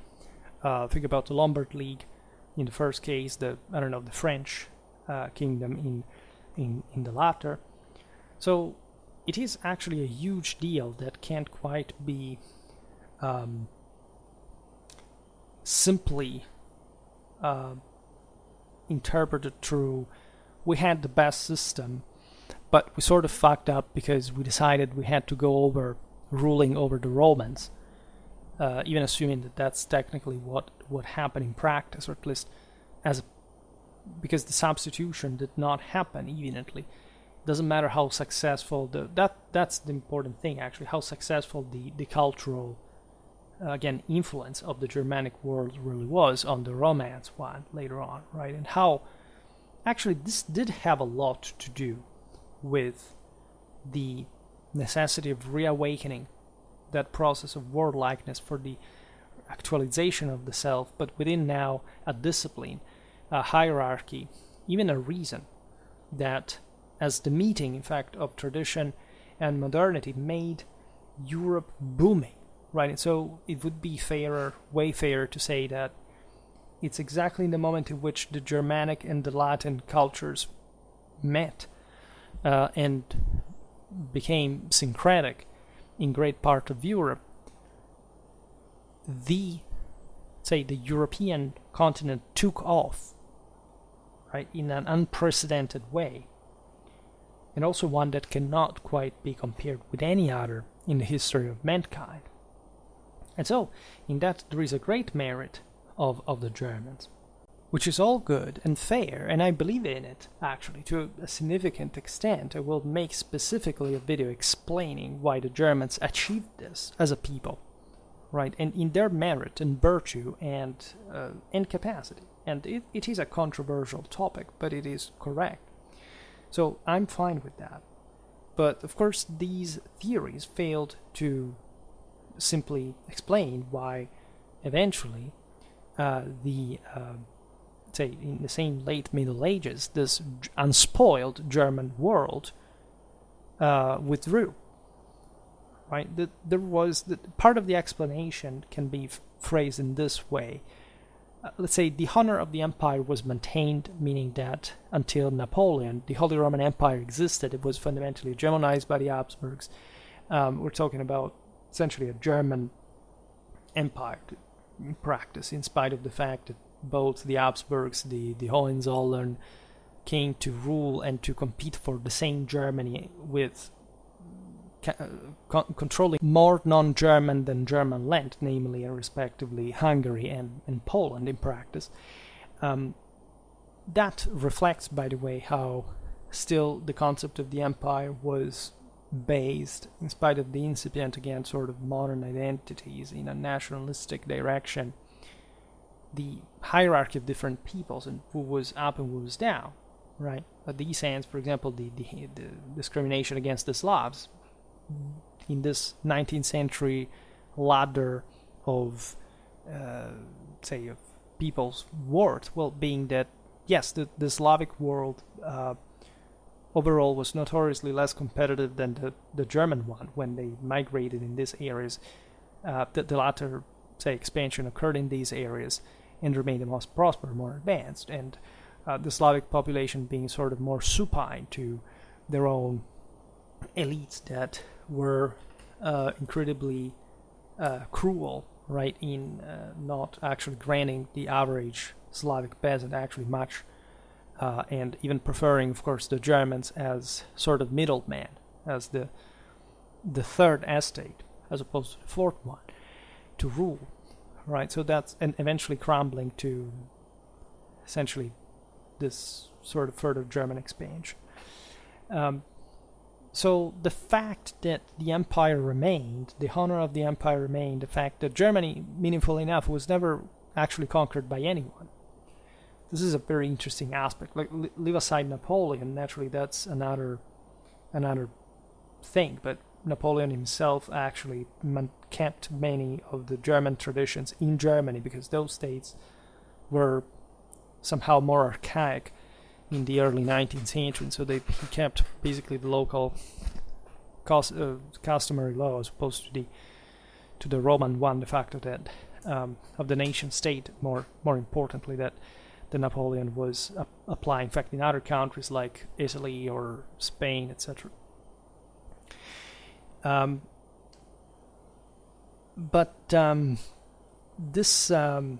So the idea that the Germans had somehow withstood some offenses, such as Louis XIV's annexation of Alsace, or other say invasion of the Rhineland. Think about the meaning of the Rhine in that sense, especially in an anti-French function. That was a problem that had been emerging in a relatively recent way, after all, because in the Middle Ages, in fact, the Germans controlled far west of, say, at least culturally, than the Rhine, as opposed to the Romans' world, whereas it's, in fact, under Louis XIV, and so a very different statal model compared to Germany, to say the least. Those German lands were being occupied, and sometimes even with, the blessing of the German Protestants to piss off the Habsburgs, right? Notoriously, right? This French, this German cities at some point preferred the French than the Habsburgs, right? To that, it's notorious. But this was in an age of nationalism, of course, seen as an affront, as a offense to be washed in blood, especially considering that the French had been opposing themselves to the German unification for obvious reasons, because up to that point they had fundamentally been the hegemonic power in Europe, and a unified Germany was posing evidently an enormous threat to the French and also other countries' interests. And so the idea is that there had been a sort of German continuity that could be interpreted as still we ruled in our own part of Europe, in our own part of the continent, without excessive external imposition. And so it's as if, right, it doesn't matter that after all Germany was fundamentally more backwards than countries like Britain and France, etc. But the most important thing is that they had remained German, right? Now this is very important because I noticed that there are these videos I mentioned also yesterday that are trying to revive the concept that Germany would have been a more advanced country historically than even Britain or France on the eve of World War I, and that what would happen in the following 30 years would have been just a sort of misunderstanding of civilizational superiority for which Europe should have bowed to the Germans, that after all would have not... in the First World War, they were not like in the Second. They didn't want to take over everything effectively. They would have, if they had won, right? And there were more than good enough reasons for the other countries to, of course, wanting to avoid that, right? It's that simple as it sounds, right? People are, even university professors want to twist this, and part of the reason is actually also the racialistic idea, right? Eventually, France and Britain became sort of more degenerate,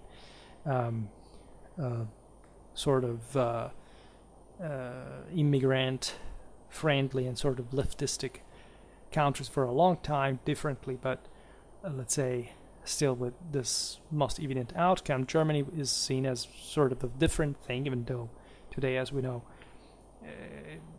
especially after World War II, Germany is by far one of the single most Americanized countries in Europe. Sometimes Europeans do not even realize this. I've met with Norwegians that bought into, they were National Socialists to say the least, but they bought into the idea that it was better to move to Germany to live in a traditional world as opposed to Norway.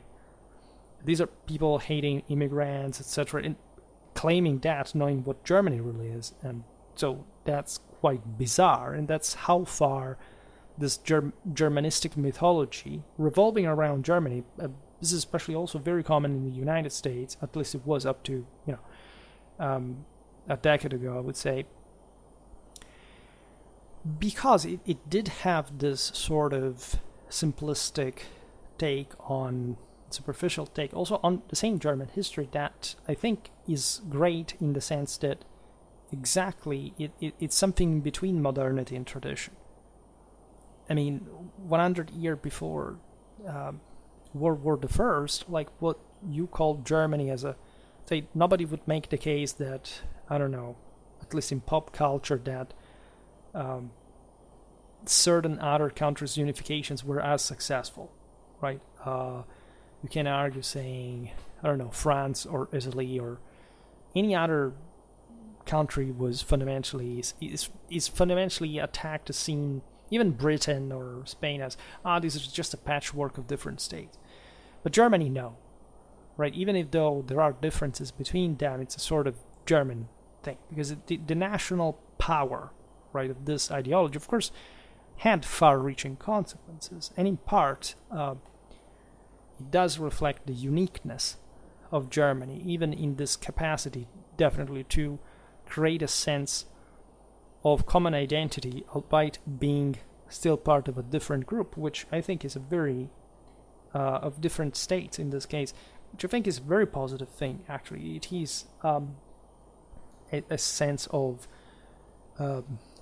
successful federative picture that lacked in other unifying processes, but it's as if pop culture skipped completely this diversity and this success and just looked at this as its German point, right? And that's in a truly nationalistic or even racistic thing, which is pretty weird, considering how, in this sense, recent the mere concept of a political German unification really was, and how, say, even artificially boosted in the 19th century this was really done, and through a mechanism that was surely successful, as my avatar shows and is a testament to, but that was simply wanted by, let's say, the uniform moral, decisive moral support of the German people. This is not that they have to be against that,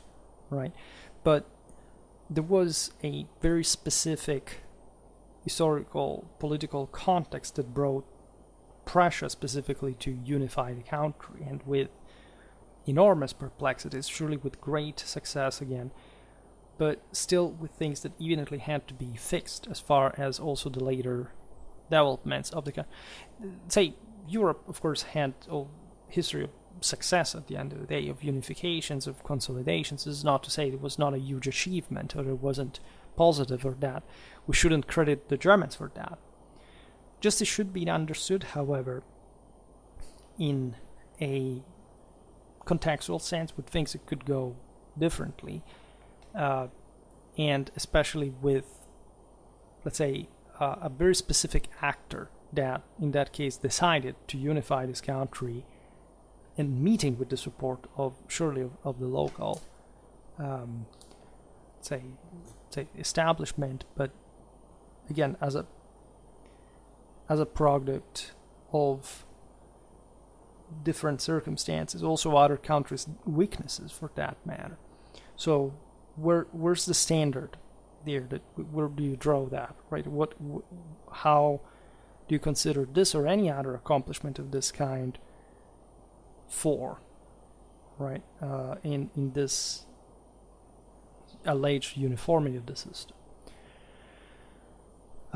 So this would have been invariably the problem, according to the same historiography, that the new wars of the migration era were not raiding ones, but of essentially of movement. So loot would become essentially the land, but Germans still fundamentally were farmers for quite a while. But say the unequal occupation of the lands, and or the greater wealth, and so the greater difficulty also in establishing a state that had collapsed in the Roman one, and the Germans didn't quite establish, in fact, in the same fashion that could even be able to reunify all that world, would have unevenly, right, unbalanced, let's say, transformed Germanic civilization with the entrance of the large estate into it, and so it would have ruined the thing. And this, of course, takes in consideration, of course, the fact that allegedly would have been the Romans that would have eroded the structures, even though actually these lands were throughout this time more civilly and institutionally advanced than whatever they had in Germany, where they weren't really living in particularly better ways, right? And people would naturally complain about this, saying, well, but we actually did live out there well in nature and in prosperity, like of spiritual gifts rather than material ones. But at that point again, why did this system didn't expand or didn't affirm itself, just like in the 19th century, in the 20th century was being wanted to? It's an interesting debate because, of course, as we explained, that the German unification was not necessarily the only path that this country could have followed, even though orientatively that was the direction, like for others. It is also true that the tendency to expand was there, right, at the expenses of other people, and so allegedly repeating the same mistake until the idea of ethnic cleansing came around, because you see, there could have not been any other solution there but the Lebensraum, because if a lesson was to be learned and taken from the past, would have been allegedly that no other people should have infested, sort of diluted, polluted the German virtue, except they failed in doing this, also because they did it their own specific way, but also in the past they, yes, managed to send these offsprings out, but these would in fact be absorbed in other systems, and one cannot deny that Central Europe remained a bit different and fundamentally not that developed or prosper like other parts, or politically compact, and so more orderly and capable, even in the 19th century, say the 20th century, to stem the dream of a German empire in Europe. So it's it's quite a thing to be reflected upon, in my opinion, because as you understand, it's always the ideal versus practice, at least. And so even if you have these ambitions, as I think every people should have to some degree, the question is, what is that you have to offer the rest of the world for accepting your rule?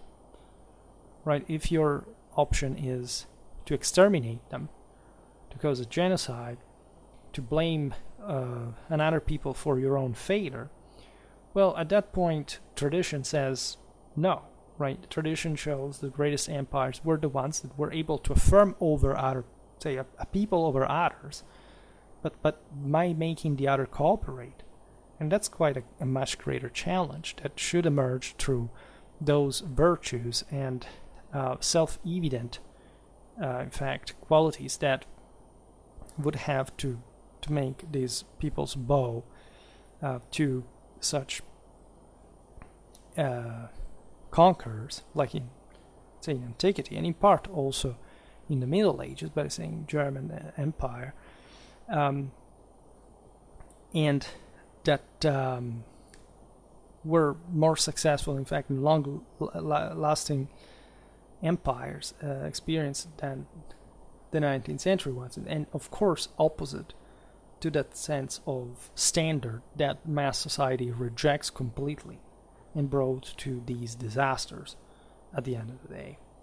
Right, so I remember that from disasters you don't necessarily learn more than much.